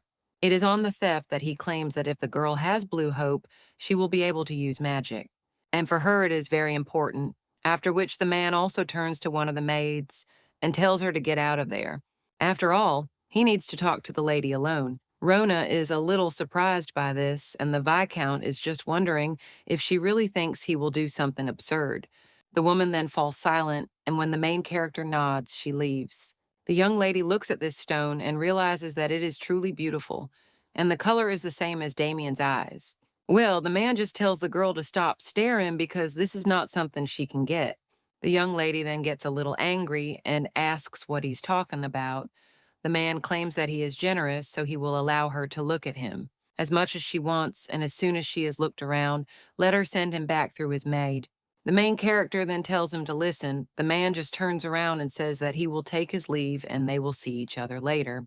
The young lady is then left with this crystal and wonders if this is some kind of one-sided game. And the maid claims that even though the man said so, he himself chose this mana stone for the lady's theme. After which he asks us how she will look at him again. The maid at this time turns to Mrs. Ellie and also claims that they need to go because Mr. Damian has already arrived. The young lady then asks if the guy has arrived too, and he claims that then she needs to go faster. The maid is a little surprised by this, and she understands that this is not right because if the girl leaves now, her mission will fail. But the Viscount told her to put the mana stone in the young lady's pocket at the right moment and leave. And the girl is also uneducated, so she definitely won't notice. The maid at this time asks the young lady if the Viscount did anything strange, and she replies that everything is fine. Another maid at this time picks up a stone and understands that if not now, she would never be able to slip a stone to the young lady. So now she turns to the mistress, and he claims that then she will also go along with it, after which the main character agrees. And the maid understands that she needs to act right now, after which she pretends that her leg has twisted, and he starts to fall. And while he's fallen, he puts this crystal in the young lady's pocket, and he thinks that this is great because she put it down, after which the woman falls down completely. And Rona, in shock, asks if the lady is okay and if she has hurt herself. The girl replies that as far as she can see, she is okay. Rona then states that she will definitely scold the maid for this, and May is standing outside, so she will escort the young lady. However, the main character turns to the maid who fell and says that something else needs to be done before that. She also approaches the maid and says that she fell, and that is probably why her clothes are dirty. However, the woman then turns to the lady, a little surprised, and says that she is fine, after which the main character says that then thank God, and then she goes. After which the two maids are silent, watching as the mistress leaves. A little while later, the young lady introduces herself and states that her name is Ellie. The men then start whispering and claim that the girl doesn't even have a last name, so the Duke's bride is a commoner, and they ask what the hell is going on. Ellie realizes that their reaction is softer than she thought, and the young man at this time wants to stand up for Ellie. However, the Duke stops him and whispers that the guy has not forgotten what he told him last time. After all, until he returns to his previous position, let him not fuss and behave quietly. The young man gets a little angry after this, and the main character asks if he is in a bad mood, to which they answer that nothing of the sort. Then someone turns to the Duke, and it turns out to be the Viscount. He apologizes and asks if he could look at something. The Duke claims that it seems to be something urgent since it hasn't even been brought up for discussion, and the Viscount claims that it is, and that it is the blue hope stone he spoke of earlier. The man also claims that it was finished yesterday, so he hoped the Duke would look at it. And the man then says, okay, and let them bring it. The sentry then turns to the maid, and he tells her to bring this stone, but the woman turns to the Viscount and claims that she wants to say something. After which she whispers something in his ear, and the man, shocked, asks what she is saying.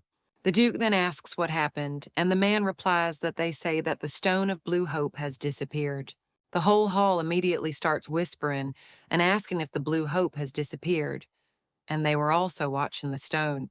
The maid replies that it was she who was watching the stone, and the man then asks how she was watching it at all, and also who he was with last time. The maid then shakes a little and claims that it is true. She showed the blue hope to that lady not long ago, but she couldn't get it back. Lycan asks if she's talking about that time when they came to greet the people, and she says that yes, the Viscount calmly let her admire it. The man then asks the Duke for forgiveness for telling him this and for him hearing something. After all, probably everyone knows the story of the thief who broke into the castle of Count Lathione. He also claims that that young lady, or rather that girl's mother, is the famous thief. The men then scream, "What did he tell them? Did the thief's daughter really get into them?" That's why they scream at the Duke that after what they heard, they can't leave it like that. And the Duke understands that when they suddenly started talking about Blue Hope, he thought it was empty talk. And the Viscount at this time claims that this is why, if he doesn't mind, he would like to search this girl. The young lady is then a little surprised and asks what he's talking about, but the Viscount only bows and asks him to let him examine her. And the main character then claims that her mother was a thief, and that it is true. Well, she didn't touch anything, after which the man offers to check it out. Damian then looks at the young lady and worries a little about her. And the main character then agrees, but claims that if he doesn't find anything on her, he will apologize. The Viscount then says how impudent this is and asserts that he will accept her conditions, and also asks for the Duke's permission. Erhard argues that if he has already received the young lady's permission, then is his permission needed at all? After which the maid approaches the young lady and asks her to excuse her.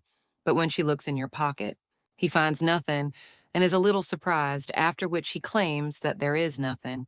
The Viscount replies that this is true and there is nothing there, but then in shock he realizes what the maid said.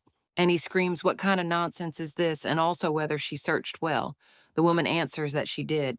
After which the man jumps towards the young lady and pushes the maid away, screaming for her to move away because he will look for her himself.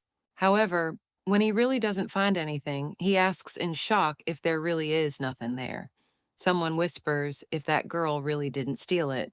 But Viscount Corbino was very confident in her. The man only clenches his fists after that, and he starts shaking the girl and also screams where she hid it and let the young lady speak faster. Damian then screams Ellie's name in shock, but then someone grabs the Viscount's hand, and it turns out to be the Duke.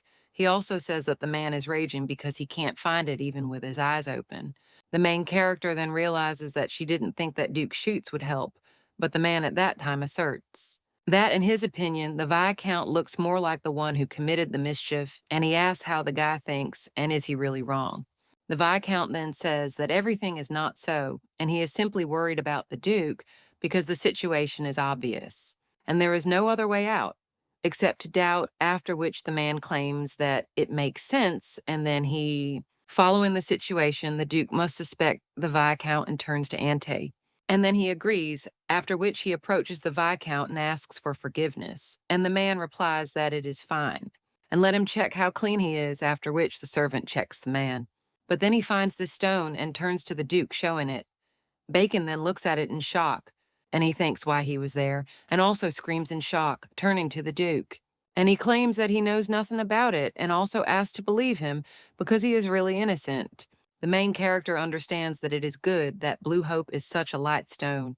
And first, the clever daughter of the thief uncovered the maid's plan, feeling the weight in her pocket. After which, when she was being searched, the girl carefully pulled out the Blue Hope that had been placed in the maid's pocket. After which she put the stone she had pulled out into the Viscount's pocket and understood that she could take advantage of the moment when he was distracted. And the station where you can get off is called Smart Eli. The girl understands that the maid and the bacon acted as she wanted. It's a shame it's cold in the north, so the thick clothes fit well into the plan, and thanks to this, the two didn't notice the Blue Hope. The Duke then turns to the Viscount, who only gets nervous. The man then claims that, regardless of that, who he is, the payment for the lie must be made, after which he turns to. Ante tells him to bring out the Viscount and the maid too. The man then screams in shock, so that the Duke would forgive him once because he made a mistake, but then he would be taken out. The young lady then thinks that such a mistake would not be made by a person, but it is difficult to see his end. However, if he had not taken action, he would not have been able to protect them. At this time, someone turns to Ellie, and he asks what conditions she recently set for them, to which the girl replies that they should apologize to her, and the other aristocrats, hearing this, are a little surprised. At this time, the Duke turns to them and asks if they heard everything, and that they do have ears. The men then immediately fall to their knees and ask for forgiveness, and also for mercy, because they acted disrespectfully towards her. The Duke argues that it would be better to decide their fate right now, but Aunt is not here now, so they will talk after the meeting, to which they cry out in gratitude for his kindness. The man also says that those who did not agree should sit down more comfortably, to which the other men who did not suspect the young lady thank him and sit down. The Duke then turns to the young lady and Damian and tells them to sit down as well, after which he himself sits down at the table and says that now they can get down to business again, because as he said earlier, he plans to marry these two children. But then who raises his hand and tells the Duke that nobles are forbidden to marry commoners, but the man replies that he knows, and that is why he called them all. To find a family to adopt Ellie, the girl then looks at the Duke in shock, and men also think whether he is talking about adoption. The young lady at this time only smiles. The Duke asks which family is better, but the young lady wonders how nobles will adopt the daughter of a thief. He also claims that if no one steps forward, then things will have to be done differently. After which he turns to Ellie and tells her to choose, because she will bear the name of that family, so it is up to her to choose. The young lady is thinking about this at this time, but remembers how someone asked if they really need to make this girl their daughter's servant. Someone also claimed that it was a disgrace to their family, and what could they talk about with a child who was not even at their level? The young lady's brothers and sisters told their father that no matter how much he wanted to accept her, they were ashamed to have anything to do with someone of her background. After which the young lady found herself on the street again and again. The girl also remembers, as someone addressed her, and the little girl asked if it was really her mother. The woman then said that although it was hard for her, but let the girl be patient a little longer, and this is because she is her child, who will be loved wherever she goes. And didn't she say about the young lady with what love she was born? The girl understands that at first she resented her mother for forcing her to live an unfair life, but the only one. The only person who loved her was her mother, and the girl understands that in any case, these people will not accept her as a real adopted daughter. So she will just be grateful to them at least for this and thinks that she should stay in the Shitz family.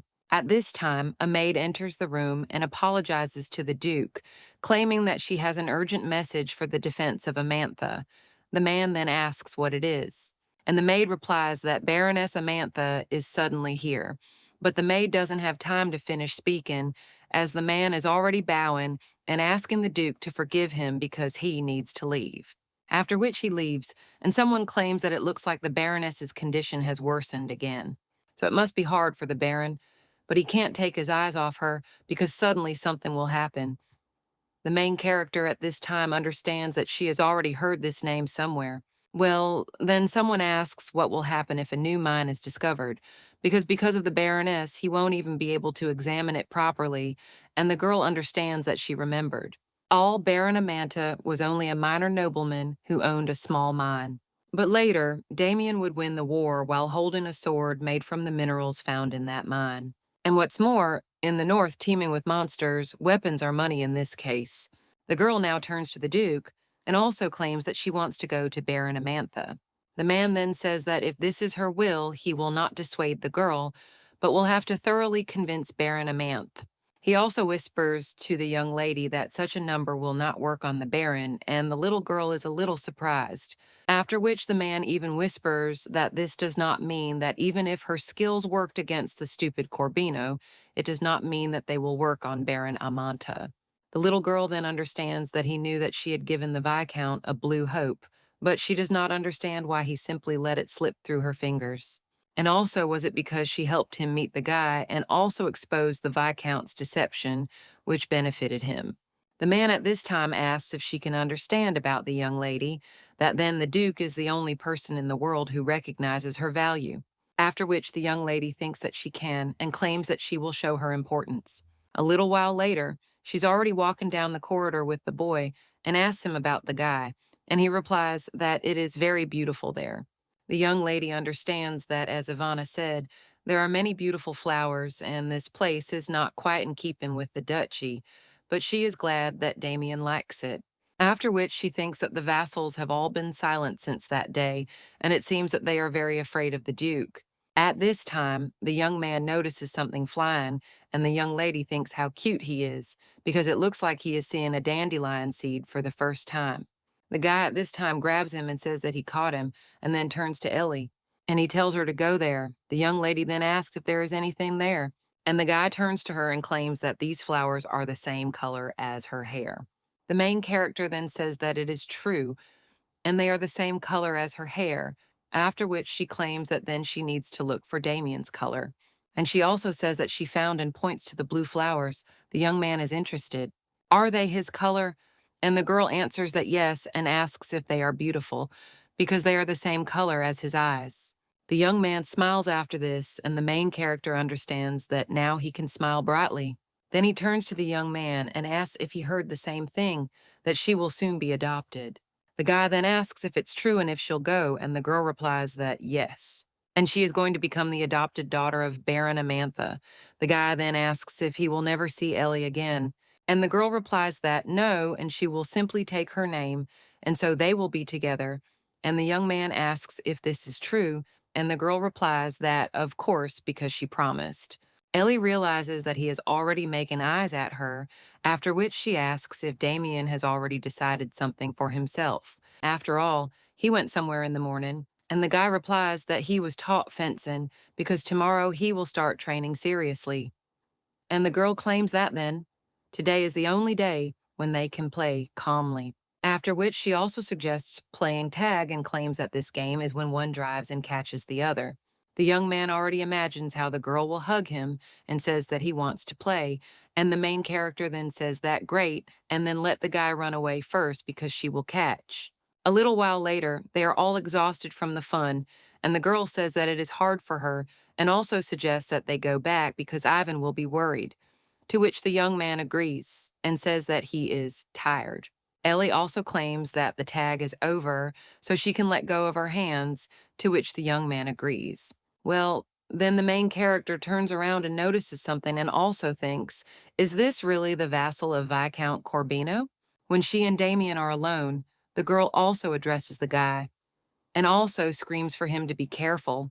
But when the young lady opens her eyes, she sees that no one is attacking them. And when she looks in that direction, he only sees a woman sitting on the ground, frozen solid.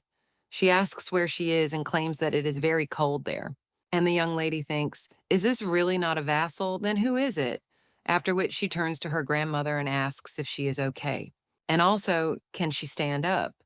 The girl realizes that this woman's clothes are luxurious and it doesn't look like she's a servant in the duchy. She also suggests going around to the greenhouse first, but when he touches her hand, she is a little surprised. After all, a woman's body is cold as ice, and if things are left like this, trouble will happen. But if you force her to go in this state, she will probably get scared, so you need to treat her as kindly and brightly as possible so that she doesn't get scared. After which the girl turns to her grandmother and claims that her name is Ellie, and until now she had been walking with her friend Damian, after which she asks who the grandmother is. Well, the woman then asks if she is a grandmother, to which the young lady is a little surprised. And she thinks, can't she remember, and maybe this is an occlusion disease? After all, it's like the dementia of her past life. Occlusion is a disease in which memories gradually disappear, and in addition, they say that if you make a sick person anxious, then his condition will worsen. The young lady also heard that it was an incurable disease for which there was no cure, after which she adjusts her scarf and tells her grandmother that her hands are very cold. And there are a lot of beautiful flowers blooming there, so she offers to go with her and play and claims that it is very warm there. The woman then asks if there is a warm place nearby, to which the little girl replies that there is and asks Damian if this is true, to which the boy also nods. After which the little girl turns to the guy and claims that the woman should not fall again, so he offers to support her from both sides. After this woman smiles, and a little while later they enter the greenhouse. The woman says that it is indeed very warm there, and the young lady turns to her grandmother and asks, why was she in such a cold place, and had she lost her way? The woman replies that she does not know, and she also doesn't know why she was in such a place, after which the young lady says, that happens, and she also forgets a lot. She also turns to her grandmother and asks what her name is, but the woman is interested in whether the baby wants to know her name, to which the girl agrees and claims that she felt like she didn't like the way she called her grandma. The woman then thinks about what the baby is saying and also tries to remember her name. But then someone shouts Vera's name, and the main character thinks that it is a slightly familiar voice. At this time, the man comes closer and asks if she knows how long he's been looking for her, and also what she is doing there. The woman then asks if it is Marvin, and the man only tells the woman to just look at herself. The main character then sees the Baron, who tells her to go there because it is dangerous there. Vieira then turns to Marvin and wants to say something, and the young lady thinks, are these two really a married couple? And then this grandmother is Baroness Amantha. The man at this time claims that he told her to be with the maid and let her follow him because they need to go faster. The woman then apologizes. And the Baron looks angrily at the young lady and claims that he does not know what they were planning, but let them not use his wife to cowardly harm her. The main character then asks him what he's talking about and wonders if he mistakenly decided that she got close to the Baroness on purpose. At this time, Damian turns to the man and suggests that he not say nasty things to Ellie. The Baron then turns to the young Duke and claims that he seems to be mistaken, since he did not mean anything like that.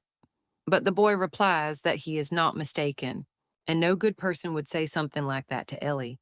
The young lady then turns to the guy in a bit of shock, and he understands that it cannot be, because he should not be wary of the Baron, because even though now he is the Baron of Mines, in the past he was an outstanding knight. Although he is old and rarely holds a sword in his hands, this man with many years of experience and skill will become a mentor for Damian in the future. Well, she still thinks what kind of attitude this is towards a person. The young lady then turns to the guy and says that she is fine, so he should stop. The Baron only laughs and says that the girl's skills are incredible, so it seems he understood the reason why the Duke brought the young lady. Vera then turns to her husband, and he just claims that it won't work on him, so let the girl not approach his wife because he doesn't plan to adopt her. After which they leave, and the main character thinks that she is lost and assumed that the man would hate her, but not to that extent. However, the young lady understands that everything is fine since the Baron's misunderstanding of this situation was natural, and even Damian was branded. Now the young lady turns to the guy and says that it is not good to warn anyone, and the young man then wonders why, because Ellie herself said last time that he should not be offended, but fight back when he is angry, and the young lady claims that she said so, but it related to her affairs. And the guy then claims that that person just said something bad to Ellie and it makes him angry, so that's why he did it. After which the young man asks if he really made a mistake. And the main character, looking at him, understands that Damian is a child who has never known the feelings of anger and sadness, and he opened his heart to her. However, he is still a child who does not understand his feelings. And such a child got angry and also resisted, so the girl thinks whether she should tell him now that this is not possible. After which the young lady finally puts her hands on the guy's shoulders and answers no. And he is also a good guy. The girl also thinks that this is true because the guy began to express his feelings and became a step better. After this, the young man just smiles and says yes, and the girl understands that she shouldn't suppress his feelings. And he is not yet mature in communicating with others because he is a kind and gentle child, and if you instruct him, he will learn all the emotions in the blink of an eye. But just in case, now she turns to the guy and says that if he gets so angry in the future that he wants to jump out, then if she says no, he should know how to stop. The young man then asks, even if she is in danger. And the main character replies that she will do so as not to be in dangerous situations, and even if they are, she will get out. To which the boy replies that he understands. And the girl strokes him, and also thinks what an innocent boy he is.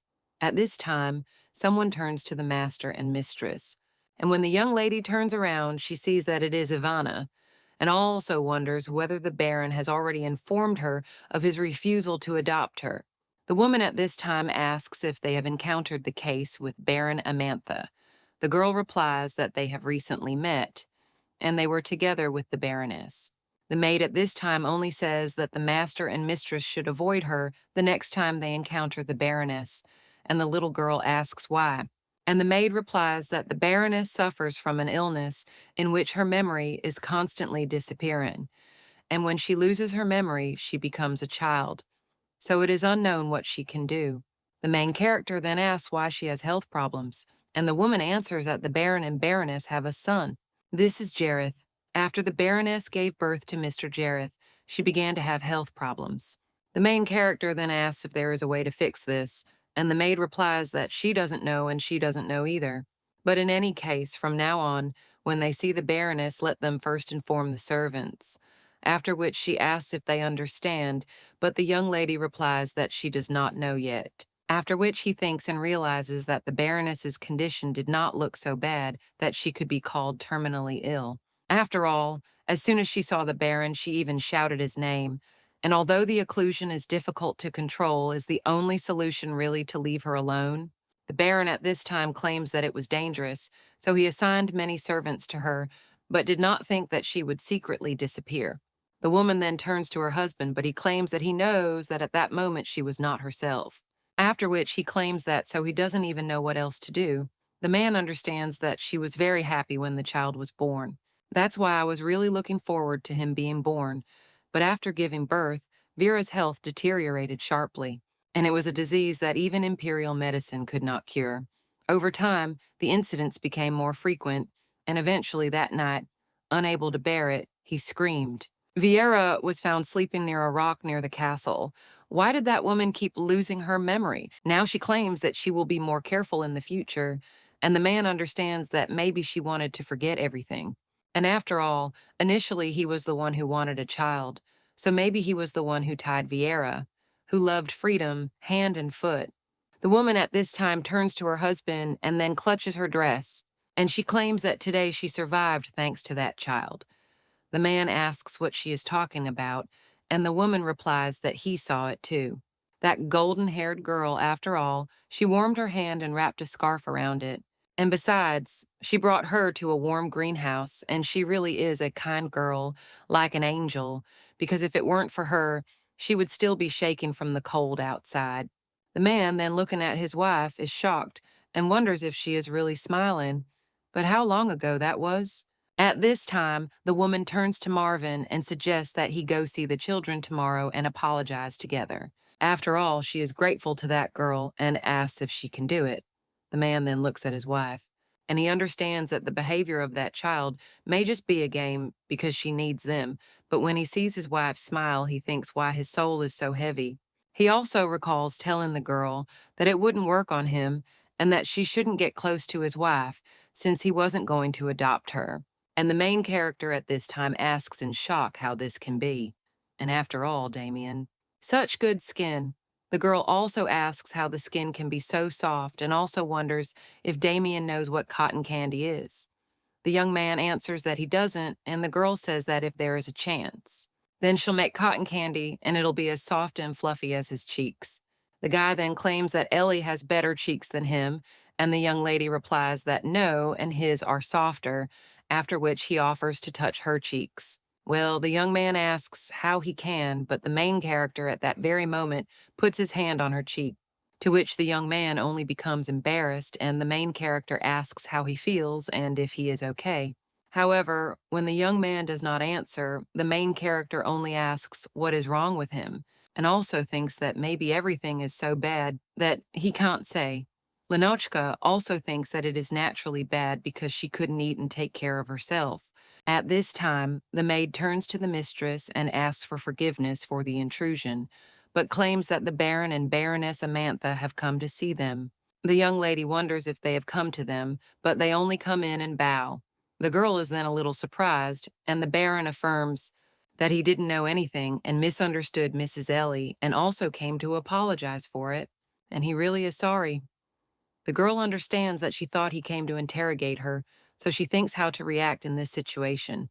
The young lady then realizes that the Baron realized the benefits of the ore too late, and now she knows the reason. After all, he was worried about the Baroness and could not normally do other things, so the girl thinks that if only an environment could be created in which the Baron could concentrate on his work. Damian's sword can be made earlier than expected, after which she asks if she can ask him for a small favor. As an apology, the Baron replies that of course, after which he asks what it is. The young lady replies that she has heard that patients are often confused by people, and they also say that the higher the voice, the more frightened they become, therefore. She says with a smile on her face. So that he doesn't get angry with his wife, the girl also turns to Madame and asks her to take a walk with her. The man asks if this is really all the girl wants, and the young lady replies that yes, and she wants to go for walks with the lady often. Ellie claims that she hasn't been there long, so her only friend is Damian, and he will be busy teaching fencing, so it would be good if Madame became her friend. The guy at this time claims that if so, then he is not busy at all, but he is the main character and not just telling him to be quiet. After which she claims that she will not bother Madame, so she asks if it is possible to walk together at least 3 times a week. The woman says that it seems that she will become a burden for the girl, and the little girl replies that not at all, and she will be very happy if it suits her. And they also say that they can go to the greenhouse together again. After all, she wants to show her a lot of flowers. The woman then looks at the young lady with a little surprise, but then he leans over to her and claims that it is an honor for her, and she hopes that they will get along well. After which they are already sitting at the table, and the main character tells the story of how she came to the Duke's estate. The woman then says that this is how difficult it is to come to the north. The little girl understands that she is not happy, that adults address her in a respectful tone, after which she claims that the raven or unexpected thing and frighten her. But compared to the shelter, there is simply paradise. The girl also understands that this is 1,000 times better than being beaten, and soon she will receive capital, so everything is fine. The woman then says that it was hard for the little one, after which she takes her hand in hers and also asks if it was very hard for her. The little girl gets a little embarrassed after this and then says that not really because all the children at the orphanage are very kind. Of course, there were also unkind people, and especially the teachers were terrible, but the Duke crushed them all, or rather, simply resolved everything. The woman then smiles and says that this is an amazing thing, and that Duke Shitz is not one of those who likes to interfere in other people's affairs. However, the girl claims that he saved Damian from the orphanage, and the woman claims that it is probably because of remorse, and she is not sure that she can tell the girl about it. But if not her, then who will tell her about this, after which she claims that she will tell about the time when her memory was not damaged. About 15 years ago, the Empire started a great war, and it happened because of an oracle transmitted from the Great Temple that a non-existent force would restore the Empire. The non-existent force meant the strange life force of the World Tree, and people, having studied this force, realized that magic appears in nature. The closer life forms were to the World Tree, the stronger mana they were born with. As proof of mana, those living near the World Tree used unique magic. However, the World Tree suddenly dried up, and despite the efforts of the clans, it never bloomed again.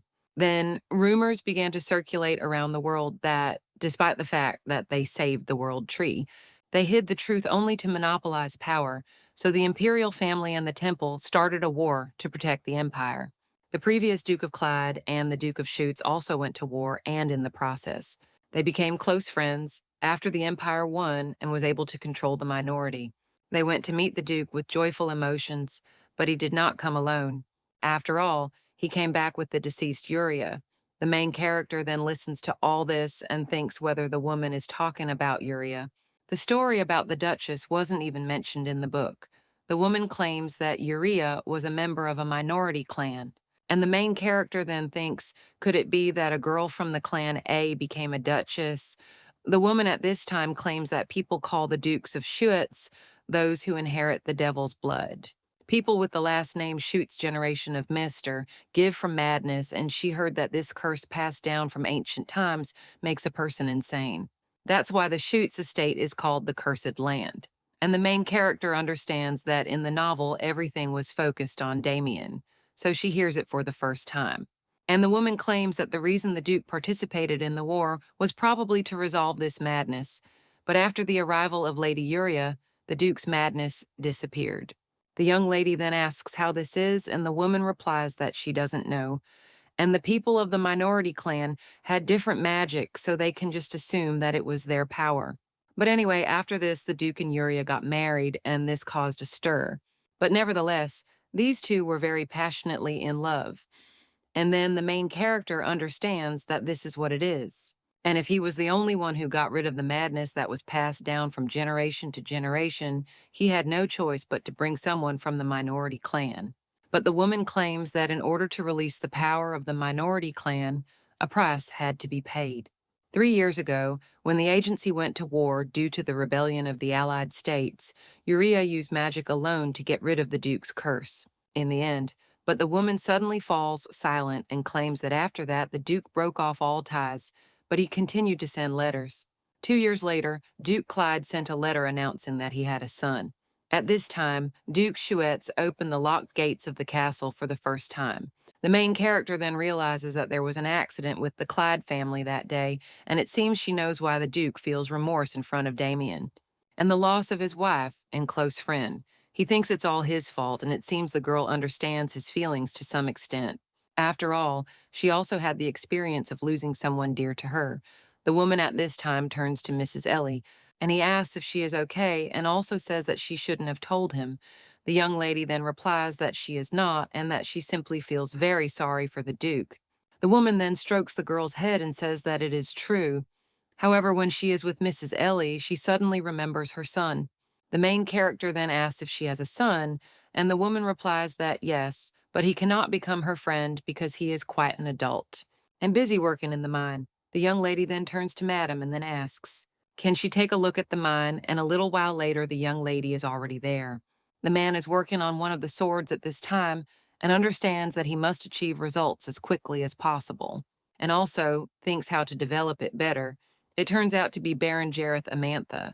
The guy understands that at this rate he will not be able to please his sick mother.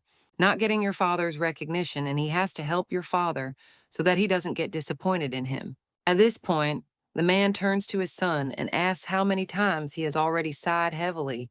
The young man then asks what brings the Baron there, and the man asks if he needs a reason to come to his own mine. The young man remains silent after this, and his father turns to him and asks if the boy has found out anything. The young man then apologizes but replies that he doesn't, after which he looks completely dejected. And then the man turns to his son and says that there is no need to rush, even if he does it slowly. However, the guy replies that no, and he will do everything possible not to bother the Baron, so let him not worry so much. The man is surprised after this, but still says okay, and then turns around, and she tells him to do everything to the best of his ability, but even then he crashes into the young lady, and she says that it hurts. The man then asks if it is Mrs. Ellie. Well, he still asks why she's there with Vera. The main character at this time only greets the Baron, and the woman replies that she knows that he is unhappy, but she wanted to come there with Mrs. Ellie. The man then sighs and says that she knows how many dangers there are, but she came anyway. And the main character at this time is already near their son and asks what this is. The blue thing behind his back, and also whether this is a weapon. The girl also asks if she can touch this sword, after which she turns to the guy with shining eyes and asks if she can. The guy realizes that this girl is the future Duchess of Clyde, who was brought by the Duke, and she is much smaller than he thought, after which he claims that the sword is dangerous, so it is impossible. The young lady then gets upset and asks, well, how, and also apologizes for what only bothered him. Well, the guy at this time only once again claims that the sword is dangerous, and the young lady only gets even more upset. And the young man claims that instead of him, he will show her something else, and the little girl asks if this is true. The Baron then wants to say something, but his wife stops him and only shakes her head. At this time, the guy hands the little girl a monocle that uses a mana stone, after which he puts it on himself and claims that it can be done like this by placing it on the eye. However, when the young lady puts it on, she claims that she feels dizzy, and the man tells her to close her eye on one side, after which the young lady does just that, and the man says that it will be right. Vieira, looking at this, is only surprised and says that she would be interested in having a granddaughter. She would feel the same way. The main character is leading more stones at this time, and she comes up to them and asks what it is, and the guy says that she can't touch it. And the little girl asks why, and he answers that it is a special mineral that they discovered this time. Under the influence of temperature, it immediately hardens, and once stuck, it will never fall off, and in addition, it will begin to release a strange substance. The girl then steps away and says that it is definitely a monster. Some guy asks if she has ever seen monsters. The little girl replies that it is not her, but Damian. And before arriving at the duchy, he met a monster, and also said that he was very scared, and if he ever caught her, he would never let her go. At this time, the guy is at fencing training, and his teacher asks what is wrong with him, to which the young man replies that he has a feeling that Ellie called him. The Baron's son smiles at this time and says that the young lady's words are true, and if he catches her one day, he will definitely never let her go. But then the man is a little surprised and realizes that he saw this in childhood, when he was a knight. The young man then saw the sparkling ore and understood that there were minerals in such a place. But this is such a rarity, and he thought that he would take it away from the defense. But at that very moment, someone turned to him, and he said that the knight should not touch and rebuke this unreasonable, rare kind of monster. The baron then asked if it was a monster, and if they said it was a monster. And the woman replied that he was making himself shine on the outside, like a precious stone, but once they touch it, they can never tear themselves away. And despite the fact that it looks beautiful on the outside, it is a monster that bites into human flesh. And now the young man and the baron remember this and then talk about something. The main character then smiles. And he understands that she knew that the discovered mine was the lair of a monster. And now, using this monster, they will create a weapon. Now, when you come into contact with it, you won't feel any toxicity, but if you hold it for too long, then the poison will seep into the body and it will become a deadly weapon. So the girl thinks that they're poorer and decide to attack first. But they still thought about making a weapon out of a monster, and it looks very much like the vassals of Shitz. However, 3 years ahead of schedule. At this time, someone turns to Mrs. Ellie and suggests that they return now. Well, the young lady says that she couldn't even have a normal conversation with the guy, and the woman answers that this is enough, and Mrs. Ellie has done a great job for her son and husband as well as for her. The young lady then only looks at the woman, and she insists that they need to return before nightfall because the Duke will be worried. To which the young lady agrees, and when she turns around, she sees the two discussing something with smiles on their faces. At this time, the Duke is sitting in his office and writing something, and someone reports to him that for this reason, Mrs. Ellie spent time with Baroness Amantha. The man then claims that she became close not to the Baron, but to his wife, and that she is a rather smart child, because now the Baron can concentrate on his primary work.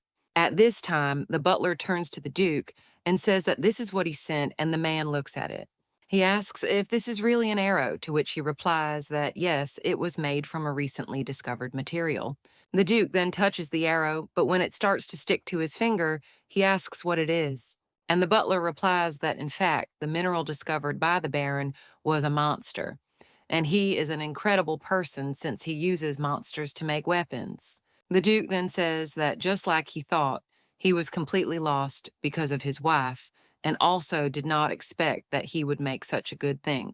However, it is better to make swords out of this than arrows. The butlers claim that this is only the beginning, and they will develop this matter step by step, after which he also claims that he now understands why he brought Mrs. Ellie. The Duke then asks why, and the man replies that this discovery was made thanks to Mrs. Ellie. The man then asks if it was really thanks to this child. And the butler replies that yes, and perhaps she said it out of surprise, but thanks to this they were able to understand that this is a monster, and she is smart in her own way.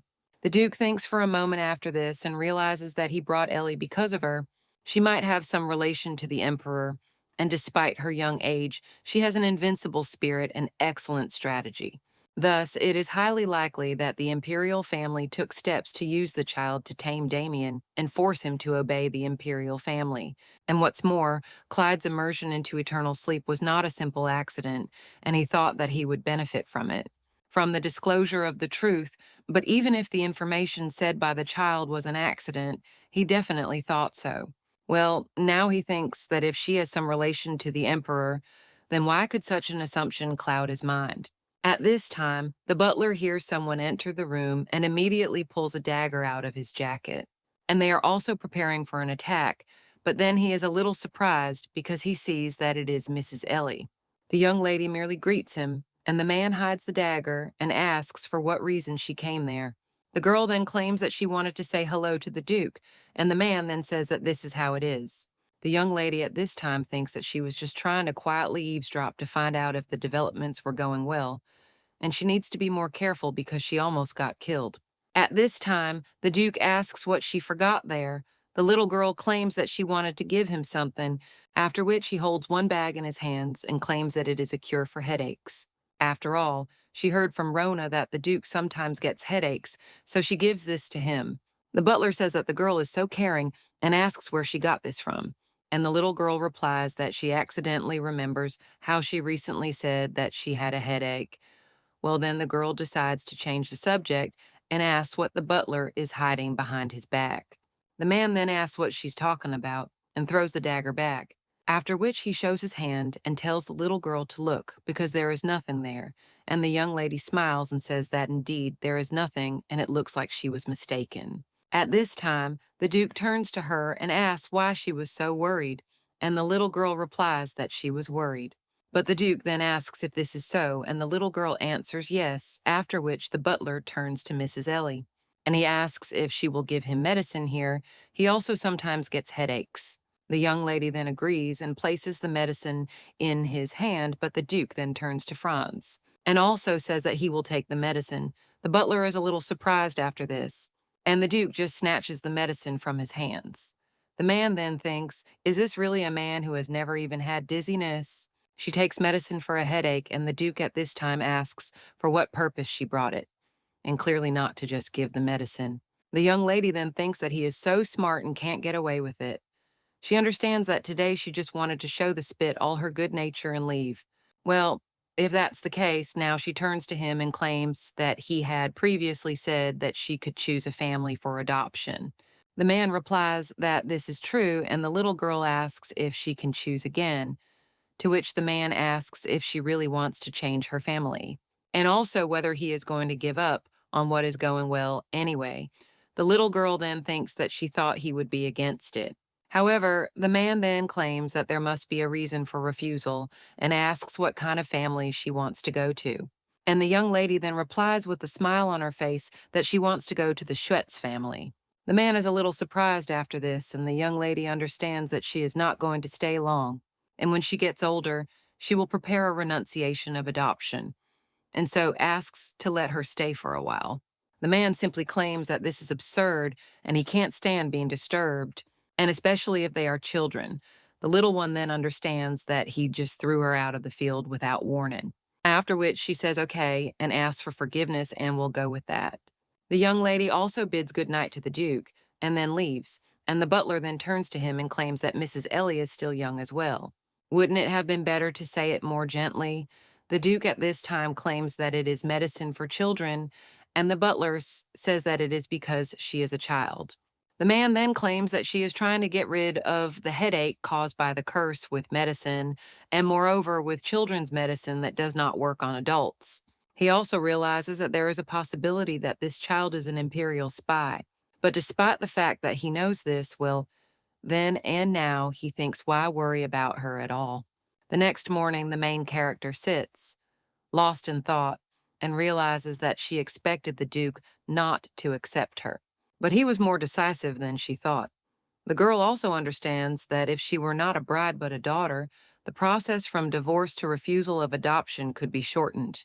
Well, then she understands that he probably doesn't want to adopt the daughter of the gate, and also this is a problem for the status of the Duchy of Shitz. And yet 4 years ago, Damian would go to war, and 5 years later, the main character will appear, and therefore she has 9 years. The girl also understands that this is enough and she can do it, after which she gets up from her bed and realizes that she needs to find a way to build her life before the heroine arrives. At this time, someone claims that it is an honor to help in the Duke's training, and Vera claims that at first she couldn't believe it and just kept asking him questions, and the young lady claims that she is also so excited and hopes that Damian and the Baron will get along well.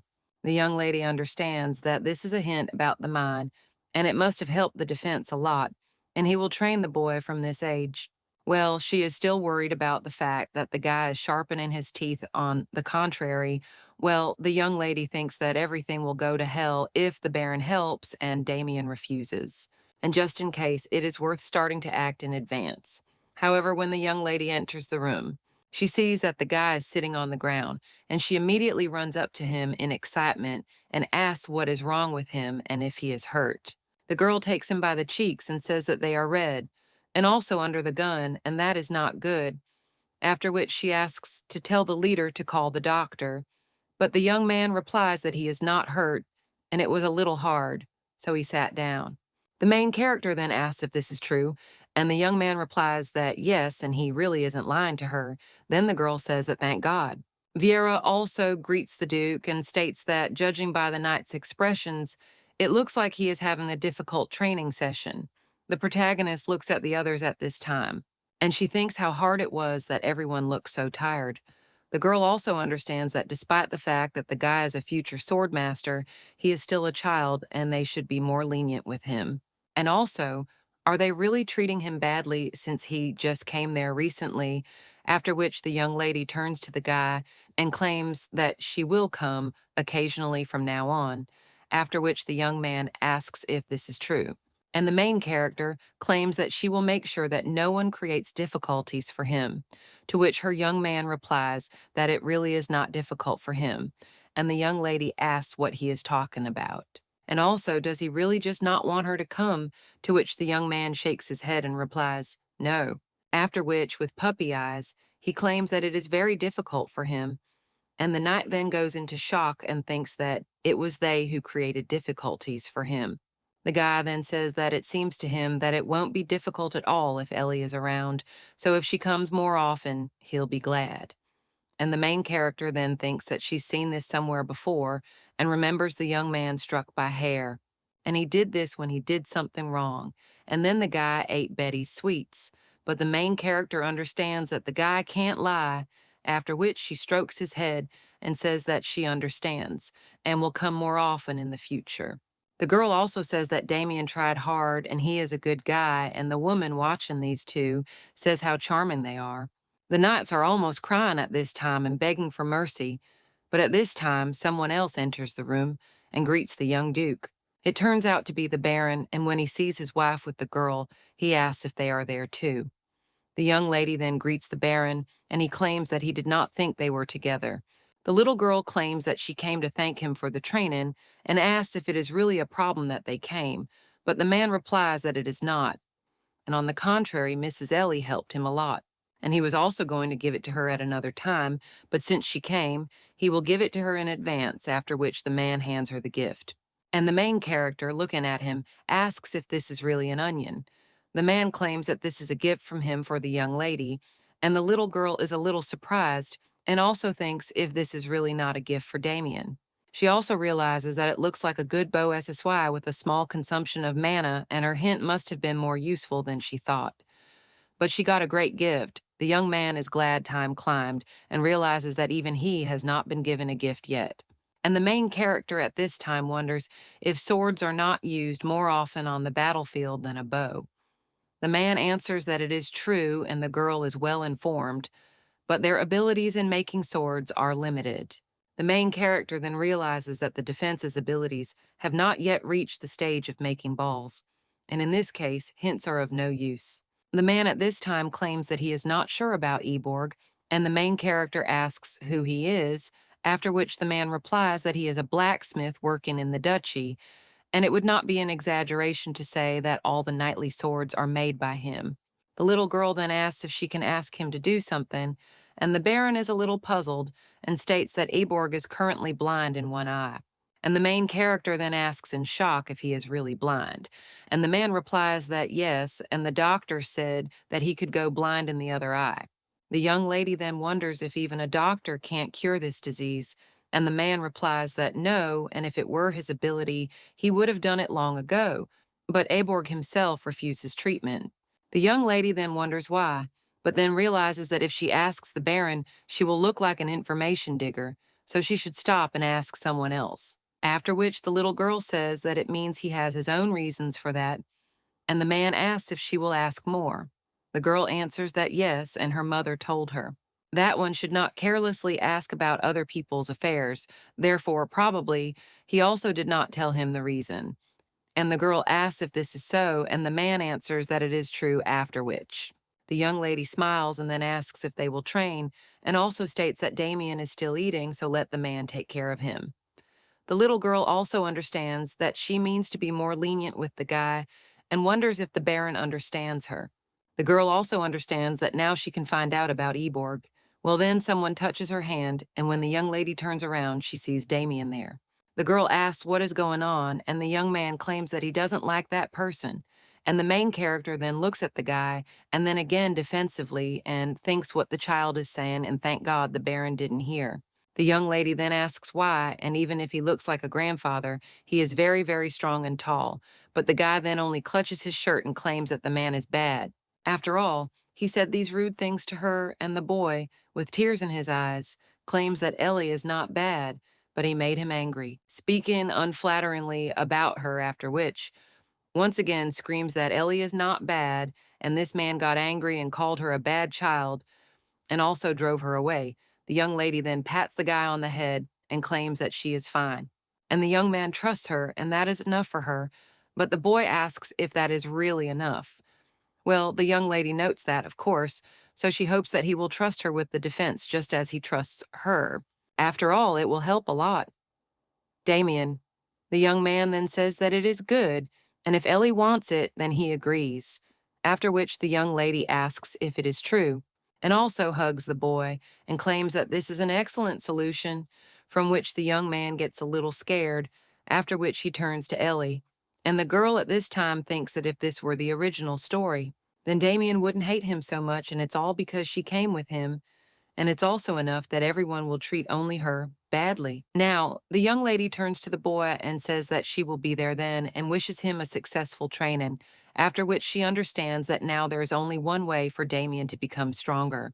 After all, if the people of the Shitz family recognize Damian, then others will not be able to show hostility towards him, and now the young man begins training and also attacks the Baron, but he deftly repels the attacks.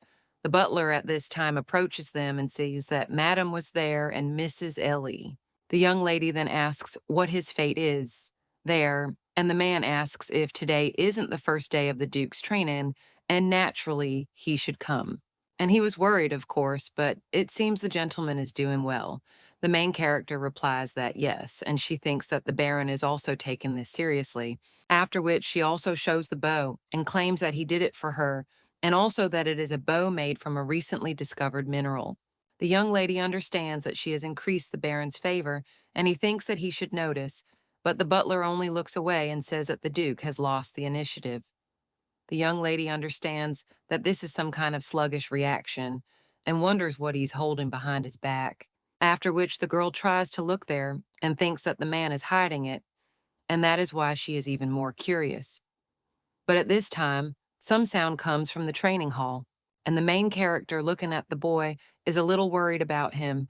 The butler then asks if she will go and see, and the girl clenches her fists and claims that she wants to go but will not do it. She understands that she cannot always stand up for him, and that in order for the guy to proudly inherit the family name, he must rise up on his own. At this time, the Baron stands with the ball aimed at the young man and understands that he tried several times to adjust to the tempo. But Togo himself, without realizing it, got lost. He also understands that the Duke's current fencing leaves much to be desired, but his ability to read moves and attack mercilessly is excellent. But even experienced knights on the battlefield cannot read movement so quickly, so he wonders how this little boy managed to do it. At this time, the young man runs up to the Baron again and attacks him, but he repels the attack, and the man understands that before he came, the knight had opposed him. And judging by their expressions, the training turned out to be more difficult than expected. But now the Duke is crossing swords with him, and when he lived, there were times of confronting monsters. At this time, the boy falls, and the man tells him to get up because the training is not over yet. The young man just looks at him a little angrily, and the man wonders if that experience really created this skill, after which he claims that there are two types of fencing, and this fencing is for attack as well as defense, and only its attacking ability is excellent. But his sword still cannot protect others, after which the young man clenches his fist. And he rises again, and also breathing heavily, he looks clearly at the Duke. Here he gets a little scared, after which the sword falls out of the young man's hands, and he says that that's enough for today and let the guy have a good rest. The guy then claims that he can still continue. The Baron says that by showing his weaknesses, he is missing his chance to win. So they will see each other again after a break. After that, the Baron talks to the Raws, and when he turns around, he sees that the young lady approaches the guy, after which he smiles and understands that now it is clear to him why Duke Shitz brought this child. The young lady then turns to the guy and realizes that this is the first time she has seen him so upset, after which she thinks how she should proceed, since he has an aversion to defense. Well, the young man just turns to Ellie and claims that he will try and become a strong person. The main character then smiles and realizes that she didn't need to worry because the guy now has a goal, and that's a good change. After which the girl says that he is already strong enough, but the young man replies that in order to protect the people dear to him, he must become even stronger, and now he can't do anything. The young lady then thinks that he says this phrase in the original story at the moment the main character appears and thinks it's okay that he said it now, after which she claims that then he should eat more in the future. The guy asks if it has anything to do with food, and the girl replies that, of course, if he eats well, he will be able to fight one against 17. The girl also realizes that she has wiped everything, and at this time, someone turns to the Duke and Mrs. Ellie. It turns out to be the maid, and she claims that lunch is ready and that you can't skip lunchtime, so they suggest going together. The young lady then agrees and tells Damian to go with her because he needs to eat and get stronger. A little while later, they are already heading down the road, and the young lady sighs and also says that it is quite chilly today. The guy claims that he is nevertheless happy to hang out with Ellie, and the young lady asks if this is true. The young man then begins to blow warm air, and the main character asks if he repeats after her. The young man then replies that yes, and the girl thinks how cute he is, after which she says that it's great, and also suggests going that way this time. But then the maid turns to the Duke and Mrs. Ellie, and also claims that that road is dangerous, so she suggests going the other way. The main character then asks why. When she turns to the maid, she asks why she covers her nose, after which the woman apologizes to the mistress, claiming that there is some kind of stench nearby. And also, her nose is more sensitive than other people's, and the smell on the training ground was also pungent. The little girl then asks if it's true what he tells her that she doesn't feel any smell.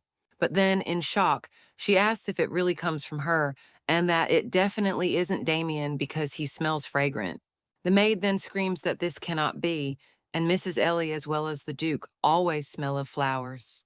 The woman also claims that she wants to show them a place, so she suggests following her, after which they approach one of the lakes. And he claims that this place is called the Red Lake, which is only on their territory, and also many people who came too close to the lake out of curiosity about its color drowned.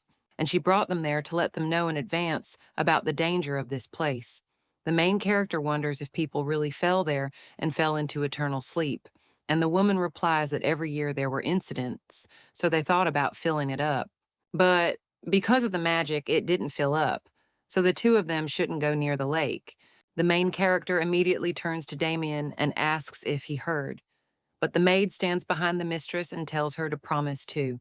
The young lady then gets a little angry and claims that she is older than Damian, but suddenly they hear some noise from behind the door of the hut. The main character then gets scared and hugs Damian, but then a man comes out of there with an eye patch and drops of red liquid on his beard. Crows also fly away from that place, and the main character watching this man wonders if he is an evil demon. Well, he just drinks something from a bottle, and the main character thinks that it smells like alcohol, and there's also some kind of sour smell coming from him. At this time, the maid greets him and says that they haven't seen each other for a long time, and also asks if the man remembers her. But he only claims that he told her not to turn the children there, and it is dangerous there. The woman then replies that she knows, however. She still covers her nose, and the young lady realizes that it was difficult for her to be near him because of the smell of this man, after which the maid suggests that they quickly leave there. But after this, the woman only says that this is Mr. Eborg, and the main character, hearing this, understands that this is the same blacksmith who forged Damian's sword. When they finally leave from there, the maid seems to have escaped from the lair of monsters, but the main game does not turn to her and asks if this is really the same Eborg who made weapons for the duchy, because she heard about it from the Baron. The maid replies that yes, it is an old story. The young lady asks if he is making it now since he is blind, after which the woman replies that the guy's daughter fell into a red lake and fell into eternal sleep. She also says that it was a long time ago and everyone in the duchy knows about it. And the young lady understands that that is why he smelled of alcohol. After all, he is so sad that his daughter has fallen into eternal sleep, and he also has problems with his eyes. And the woman claims that they say Eborg became like this after Yuri fell into eternal sleep. And it was hard for him after his daughter's immersion in eternal sleep. However, Yuri comes to the duchy and communicates with the lady who was the same age as his daughter. He avoided depression, but after she left this world, he drinks alcohol all day long, and according to the duchy doctor, he continues to refuse treatment. The young lady then says, "That's how it is." And the woman says that now they know and should never go near the Red Lake, and also asks if they understand, to which they answer yes. And then the woman says goodnight to them, and the young lady thinks that she is a little worried, and maybe it is because she remembered her mother. After which the young lady hugs the guy and offers him to sleep. The girl also understands that she is worried about him. Therefore, she needs to go there tomorrow despite the fact that she gave the maid a promise. The next day, the main character finds herself on the street and realizes that she was out in the cold all day yesterday and caught a slight cold. However, she did not expect that just because of one sneeze, they would call the Duke's doctor, and everyone there would be so caring. Then the young lady goes to the tree and sees the doctor from the duchy coming out of the man's hut. The doctor tries to fight off the crows, and the young lady wonders if today is the day of Eborg's treatment, after which she realizes that everything worked out well, because this way she can ask about Eborg. The young lady then turns to the doctor, but he only contacts the Viscount through the orb and tells him not to worry, because Eborg is now completely blind in one eye, and he believes that the more drugs he takes, the worse his condition becomes. Vec then tells the guy to make sure of this. After all, without Eborg, no one would be able to create a sword that contained the aura of the Duke, and without weapons, the military power of the Shitz duchy would be weakened. And this was a great opportunity for their Quintar family to engage in arms trading. The doctor then replies that yes, and he understood him perfectly well, and now it will be difficult for Shitz to cope alone. The Viscount replies that yes, their duchy is nothing without Eborg. And also the mineral discovered by the Baron should not be given to Eborg. The doctor replies that he is closely monitoring this, and the young lady wonders what it is. The man at this time asks if everything goes well, will he definitely transfer part of the rights to trade weapons to him? Vec then asks if he really looks like a liar, and the doctor answers that in no case, and why should he doubt him? The main character at this time thinks whether they have already completely gone crazy. A little while later, the man wakes up, and he thinks that it is especially noisy today. He also turns to someone and asks if they could be quieter. However, when he sees the young lady, he's a little surprised, after which he immediately grabs her and asks what she's pretending to be doing. It is very dangerous there. He also asks if she has completely lost her fear, and the young lady then greets the uncle. The man then wonders if she has gone crazy or if she is tired of living. He also understands that he himself, without noticing, began to scream. And people are already scared of him, and this child will definitely cry, but the main character now only apologizes and thanks him for saving her. The man is a little surprised after this and claims that he did not save her, and also asks what she forgot about the young league, but only hands him an arrow.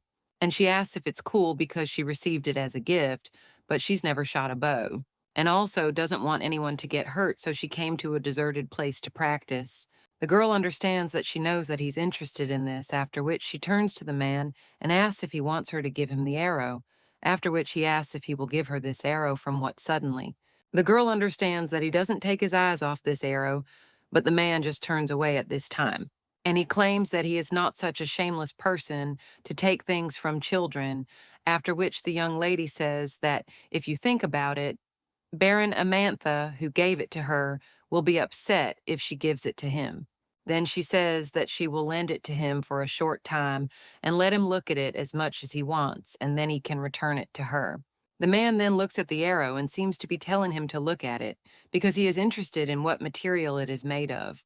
After which he finally says that he will look, and the young ladies understand that this is a successful way to attract attention to new minerals. At this time, the man suggests that they go inside first, because if they just stand there, they might freeze. After which they enter the room, and the main character thinks how much dirt there is in this house, and also the strong smell of alcohol. At this time, the man tells her to sit over there, because of some child, he now also has to do some unplanned cleaning.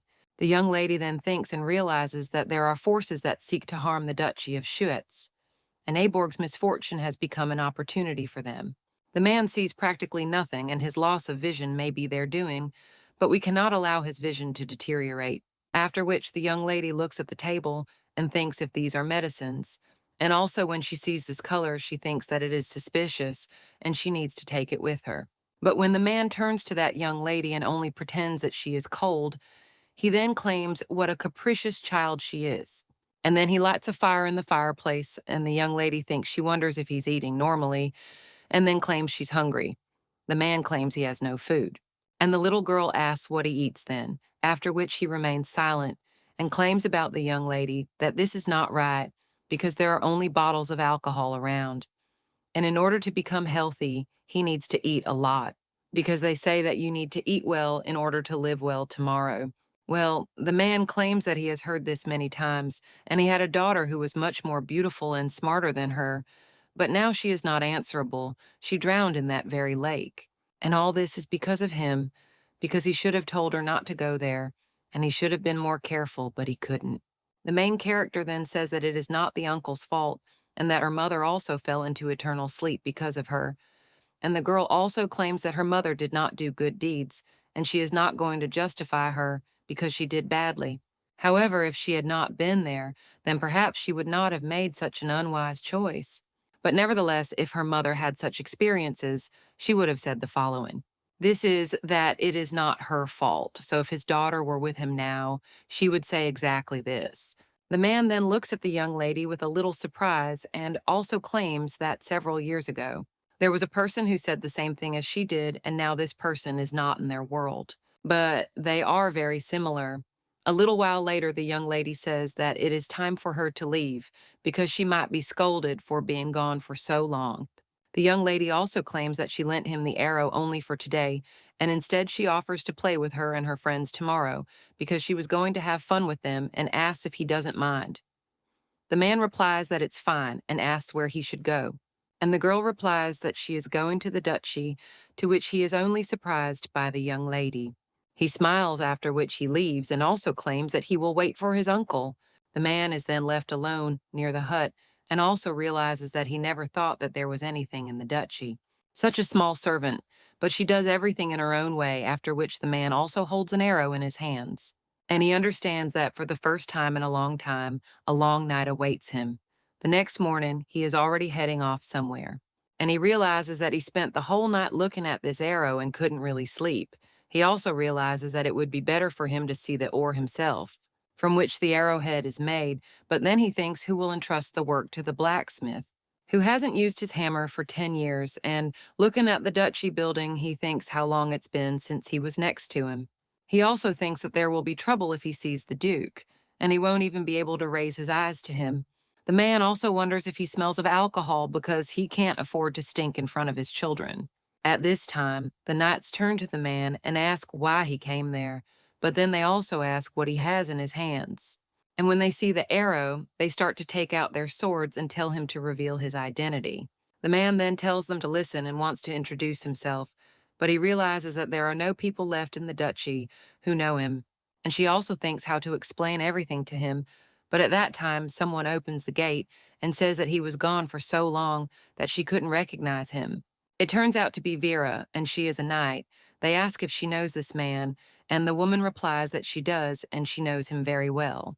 After which he says that they haven't seen each other for a long time with Eborg. A little while later, he thanks her and claims that thanks to her, he was able to enter. The woman says that it is quite natural that he will not be welcome there if he comes only with an arrow in his hands. After which the woman tells him to come in because Mrs. Ellie is waiting for him. The man then mutters under his breath, "Isn't that little girl a maid?" and then enters the room. And the main character turns to her uncle and says that he came early and also greets his madam. The man only wonders if this is Baron Amantha, and the Baron, in shock, asks if this is Eborg, and also wonders how he got there. The young lady claims that she invited him to present the harrow, and he is her friend who is interested in weapons. He also liked the gift he gave her, and since the Baron makes weapons, She thinks they have something to talk about. The man then asks how this is possible, and the main character tells her uncle to sit there, after which he does so, and the Baron asks what it means that Vera heard from Ellie about his visit and went to meet him.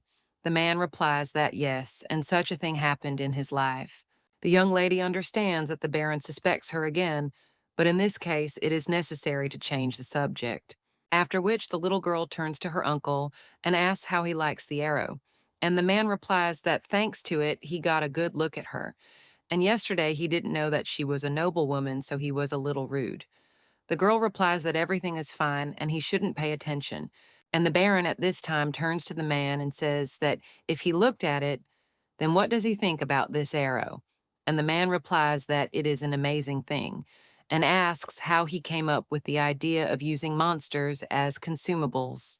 And after this, the main character giggles in her mind and understands that everything is going according to her plan. At this time, the young man thinks that Ellie seems to like cocoa and slips it to the young lady. The girl then asks if he's going to drink, and the guy replies that he thinks Ellie should drink it, to which the young lady asks why. But at that moment, she hears someone screaming that he thinks so too, and when she turns around, she sees that it is the Baron. He, grabbing Eborg by the shoulders, claims that he also thinks that it is better to make balls than arrows, and he knew that the man would say so, after which he asks if he has decided and if they will try to do it together. The man also claims that with his skills, he can create a great thing, but then he realizes that he went a little overboard and apologizes. And he also claims that his eye has not yet recovered, and also asks if he still does not think about undergoing treatment. But the man is only interested in what the Baron is talking about, and he diligently carries out the treatment. The Baron asks what he is talking about, and Eborg claims that he even received a prescription from Dr. Deern. Well, then he is shocked and thinks that today, looking at the arrow, he forgot about the medicine, but then he also doesn't understand. Why does he see more clearly than usual? The Baron asks if he got the prescription, and the man thinks, did this medicine really have a bad effect on his vision? After which he turns to the Baron, and he says that he has a favor to ask of him. The young lady is watching him at this time. Meanwhile, the Duke is talking to the other aristocrats, and someone claims that he is starting a periodic report on each territory. One of the men then thinks that if that thief's daughter becomes the heir, then problems with the imperial family cannot be avoided. And he also thinks what will happen if the Duchy of Shitz collapses because of this, because even with the right to trade weapons, without the Duchy of Shitz, it will not work. After which he looks at Viscount Quintar and wonders if he has come up with any plan. The Duke at this time only sits with a bottle of pills and also remembers how the young lady told him not to get sick. The knight watching this thinks what kind of bottle of medicine is this that pleases the Duke all day long, and the man at this time says that then they will begin. And then one of the people says that to begin with, they will begin a report from their lands, and this time there is a new development there. Then someone else reports on their lands, and their duke says that it is not bad, and also tells them to report further. One of them then claims that in Quintar they created a new weapon, reducing the existing disadvantages and increasing the advantages, unlike the previous heavy swords. It is light and easy to use. The man then takes out this sword and says, that is why. I would like to dedicate it to the Duke. He understands that until now the balls for the Duke were forged by Eborg, but now everything has changed, and if they do not catch the monsters raging outside, the land will suffer great losses. Therefore, Duke Shitz, it is necessary to use only their swords. The Duke is silent at this time, after which he turns to Baron Amantha and asks how the development of the recently discovered material is going, and he replies that yes, and the development is going smoothly. But the man then says that he wonders what he means by the word smooth. The one who offers the Duke a sword claims that he heard that he was unable to make anything except arrows, but don't all the knights of the Duchy of Shitz use swords? So arrows are out of place there, and he says that maybe it's only for a hunting competition. After this, there is silence between them, and the Duke leaves the bottle of medicine alone and then asks Darren how Eborg is doing. The doctor then prepares to answer. But then he exchanges glances with the Viscount, after which he claims that, as always, he refuses treatment and it is more likely a psychological factor. So they cannot force him to receive treatment, and the Duke says that this is how it is. After which he takes the sword in his hands and says that it is really light. Alec understands that he succeeded, and Shitz finally took their sword. At this time, someone knocks on the door of the room, and the man wonders who decided to interfere with the meeting, because everything almost worked out. At this time, the Duke tells them to come in. The maid then apologizes for the sudden intrusion and asks if Dr. Dern is there. The man rises from his seat and replies that yes, he is there.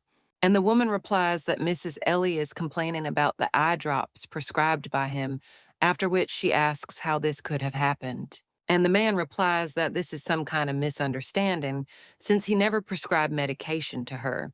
And the maid shows the bottle with the medicine and also asks if this means that he did not prescribe this medicine. The man then looks at it and understands that this is the same medicine that he prescribed to Eborg. In order to definitely worsen the health of Eborg's eyes, he specially prepared this liquid from the cursed Red Lake, so he wonders why it ended up in the hands of the thief's daughter. And he also understands that now the Duke is considering her as an heir, and if that child had gone blind, he would have lost his life, after which he screams in shock where the girl is now. She needs to be examined because it is a dangerous drug. The woman then asks what he's saying because he clearly said that it is a medicine. But the man is interested in who said such ridiculous nonsense because it is a sure poison and measures must be taken as soon as possible. But then he says that he will now go check her condition himself and asks where the lady is and also let her take him there faster. But when the man turns around, then he sees Eborg in front of him, who is furious, and he asks how the man ended up there. But Eborg then says that it is still a fake medicine, after which the doctor thinks what to say. And the man claims that the medicine he gave him is actually poison. At this time, the Duke turns to Dern and asks what this all means, and also whether the doctor gave Eborg a fake medicine. The audience also starts to whisper and ask if Eborg's health has improved. He looks quite healthy. The doctor then realizes that he cannot go into eternal sleep, leaving everything as it is, after which he claims that he did everything as he was ordered, and that Viscount Quintar ordered him to do this. The man then asks what kind of utter nonsense this is, and the doctor wonders if he wasn't the one who said that the military power of the North would weaken only after Eborg was plunged into a crippling sleep. But the Viscount is only shocked after this, and asks if the guy is really trying to blame him for the sins he committed.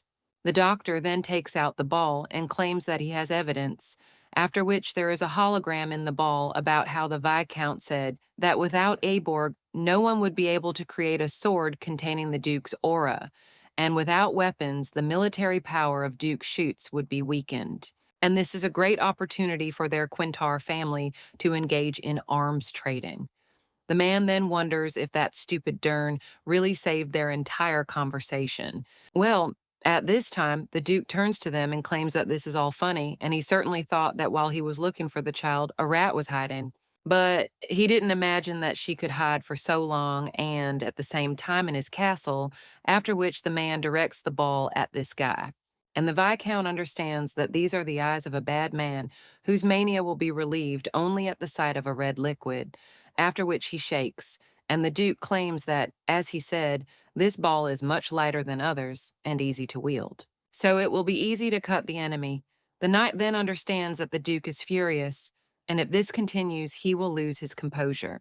Well, then Eborg turns to the knight and says that after 10 years, he dedicates this sword to him. He also realizes that he has a feeling as if he is at the place of execution, and the man will definitely not accept the ball from the one who let go of his hammer 10 years ago. At this point, the Duke throws the sword away from the Viscount and says how long ago it was because his hands are not used to holding all sorts of fakes. And since he got a real sword in his hands, he must try it out. And he asks if this is not so, after which he heads to the Viscount. And a little while later, the rest of the aristocrats watch this picture in shock, and the Duke, having finished his business, turns to Eborg, after which he asks what is going on. But the man also understands that he accepted the sword from him but he must be prepared for punishment for the problems that arose in his absence, after which he claims that he will gladly accept any punishment. But the Duke interrupts him and asks how long he has to wait, to which the man is a little surprised, and Erhard replies that he means make him balls. After all, it will take some time to divide them between the knights, and he would like it not to take too much time. The man then claims that he will make the balls as soon as possible, and the Duke only exchanges glances with him, and the knight watching this understands that fortunately Eborg's affairs and the revelation of the conspiracy were resolved well. And since the Duke's madness finally saw the red liquid, then he must have calmed down. But he still wonders why the Duke's aura hasn't dissipated yet and whether such a quantity of red liquid couldn't calm him down. After which the man moves on, and the knight in shock asks where he is. At this time, the Duke only opens the door to their room for the young lady, and she asks what is going on. But the man just starts shaking the young lady and talks about her eyes because he was told that she put some strange medicine in them, after which the young lady says that she feels dizzy. And she also wonders if the lie has really been revealed, because judging by the red liquid on his clothes, things turned out okay. After which she doesn't even know what to say and understands that she should have gone there in person and pretended to put medicine in her eyes. At this time, someone turns to the Duke, and it turns out to be the maid, after which she claims that she did not think that he would come, so she could not prepare anything. At this time, a knight also runs into the room and screams where the Duke went, without saying a word, and so quickly, after which he sees the Duke near the young lady, and also tells him to go there quickly, but he doesn't even move. The main character only smiles after this. And when they leave the room, the knight sighs heavily, and the Duke asks why he keeps sighing, to which the guy asks if it's true. He asks because he doesn't understand what's going on.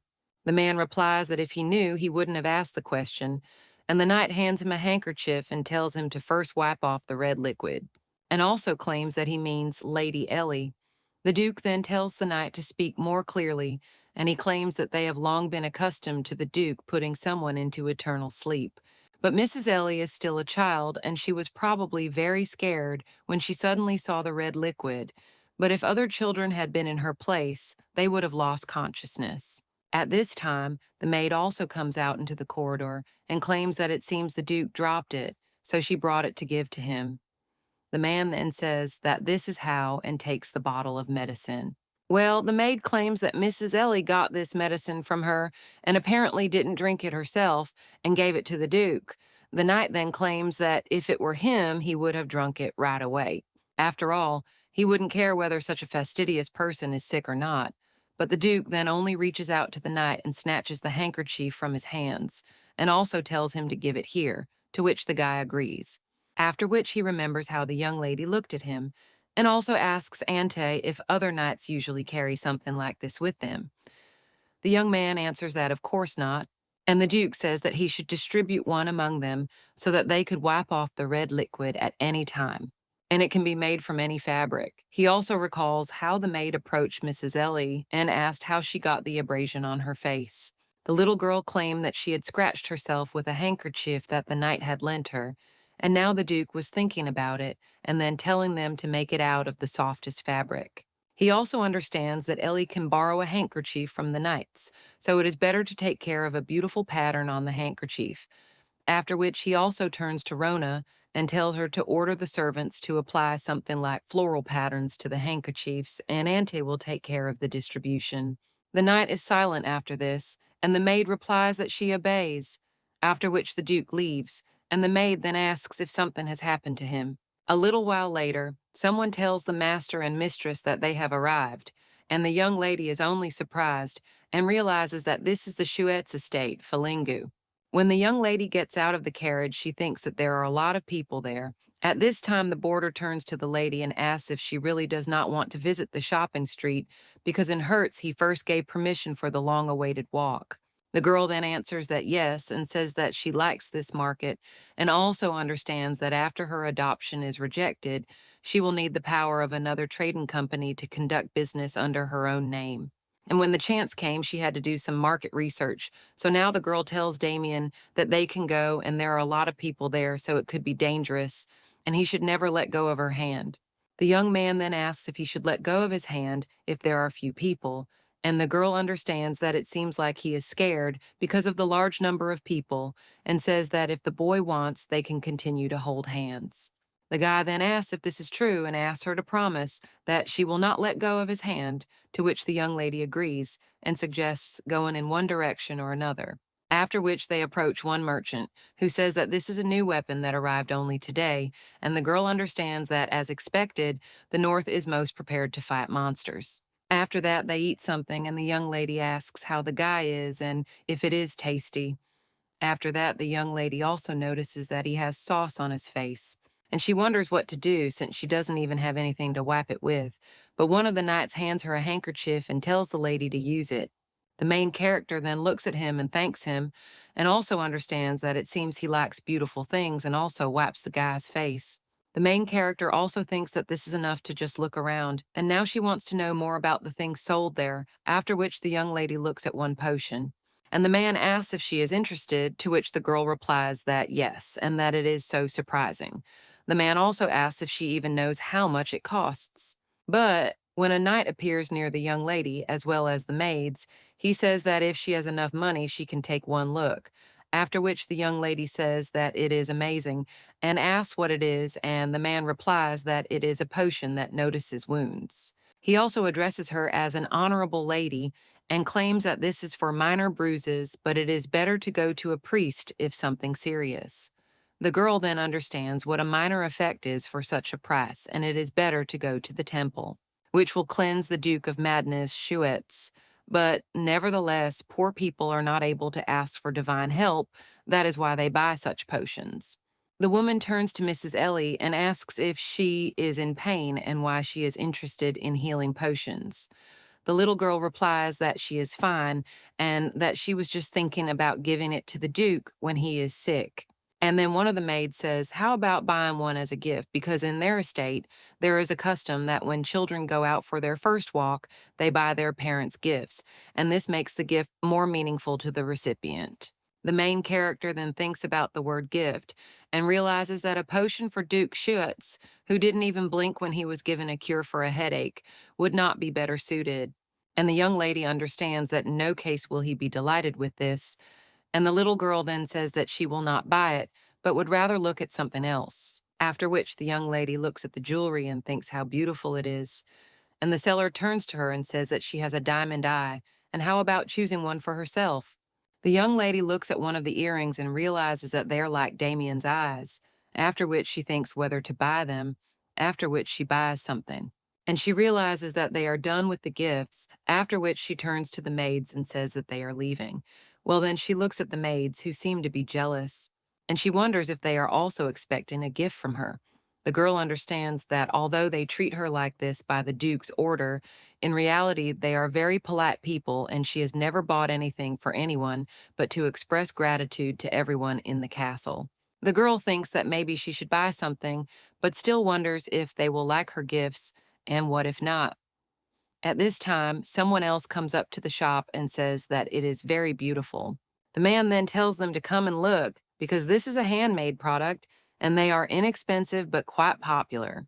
The woman then asks if this is true and claims that the sparkling one really does look nice and that she can choose one for their child, to which he agrees, and the main character wonders why there is suddenly a crowd there, after which they buy something, and when the man wraps it up, the young man puts one of the decorations in his pocket, and the main character, seeing this, understands that this is what Duke Shitz felt when he noticed the skill of her dexterous hands. The girl also understands that these are not her things, so it doesn't matter if she passes by, but she doesn't want to allow such antics in the area where she plans to do business in the future. After which she turns to the guy and asks where he is going, but he asks what she wants, and the little girl claims that she saw him steal something from there.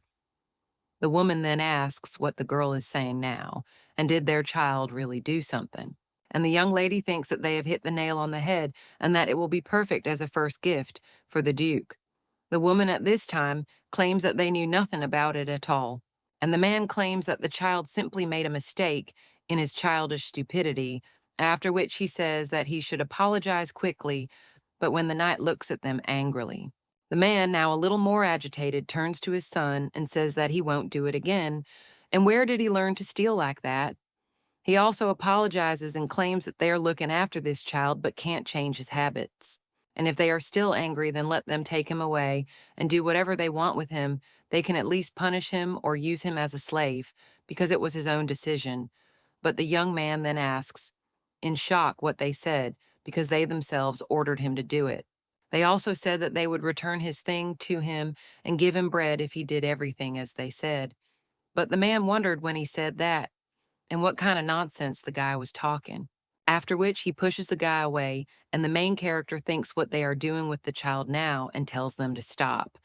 She does not think that they are real parents, and they are more like villains who lure children in difficult situations and then use them.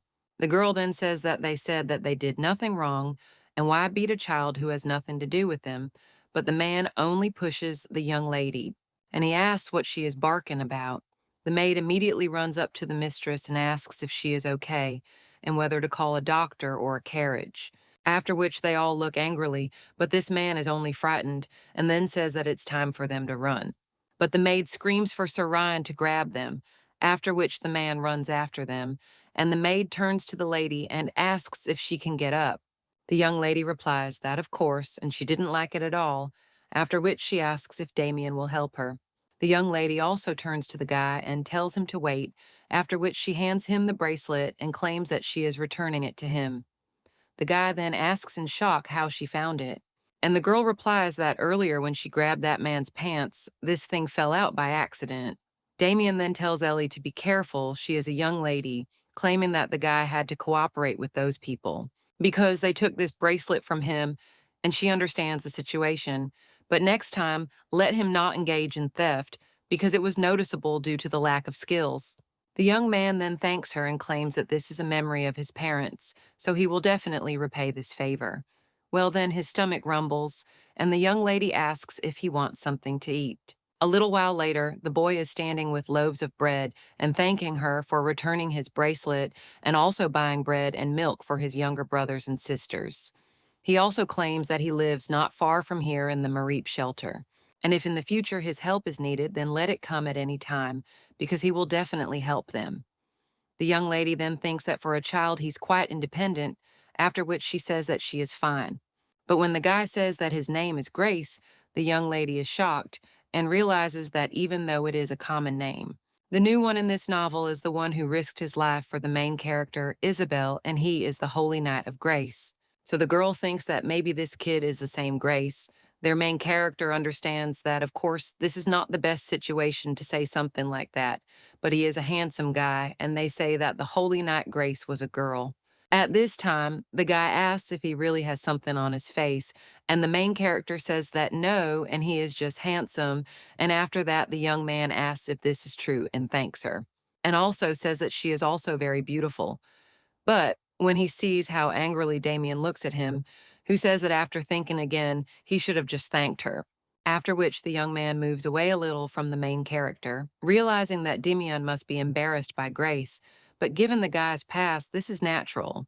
After which the main character turns to Sir Ryan and asks if he caught them, to which the man agrees, and when he looks at the young lady, she shows him a like. The maid at this time runs up to the mistress and asks if anything hurts, and she didn't know what exactly she hurt, so she prepared various medicines. The main character then thinks, is it really true that in that short period of time that she communicated with Grace? The maid went and bought all this, after which she thanks her and claims that she is really okay, saying that thank God she did not hit herself too hard. Another maid then suggests going to the carriage to see if you walk for a long time with injuries, then something will definitely hurt. After which she turns to Sir Ryan and tells him to take the children, after which he asks for forgiveness and takes these two in his arms. The maid also says that he should send the scoundrels he caught on another carriage, and the main character wonders if they are already returning. After all, she hasn't bought gifts yet, after which the girl turns to Ivana, Ashel, and May, and also claims that she hasn't walked around the entire market yet, and asks if she can stay a little longer. The girl also claims that she will sit quietly in Sir Ryan's arms, and if something hurts, she will immediately return to the carriage, after which the young lady asks if they agree.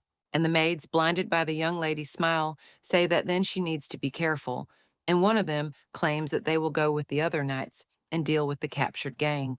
The young man is still watching them at this time and understands that this is a child from a noble family, and he is even envious. The main character at this time hands him medicine and says that they will see each other next time. And also, nothing hurts her, so she gives him these medicines, after which the girl says goodbye and also understands that in the future her situation will be different from the previous one. But nevertheless, she asks to take care of Damian. The Duke is in his office at this time, and the man then tells him that the new sword has already been made and then puts it on the table. And the Duke, looking at him, claims that, as expected, his skills have not rusted.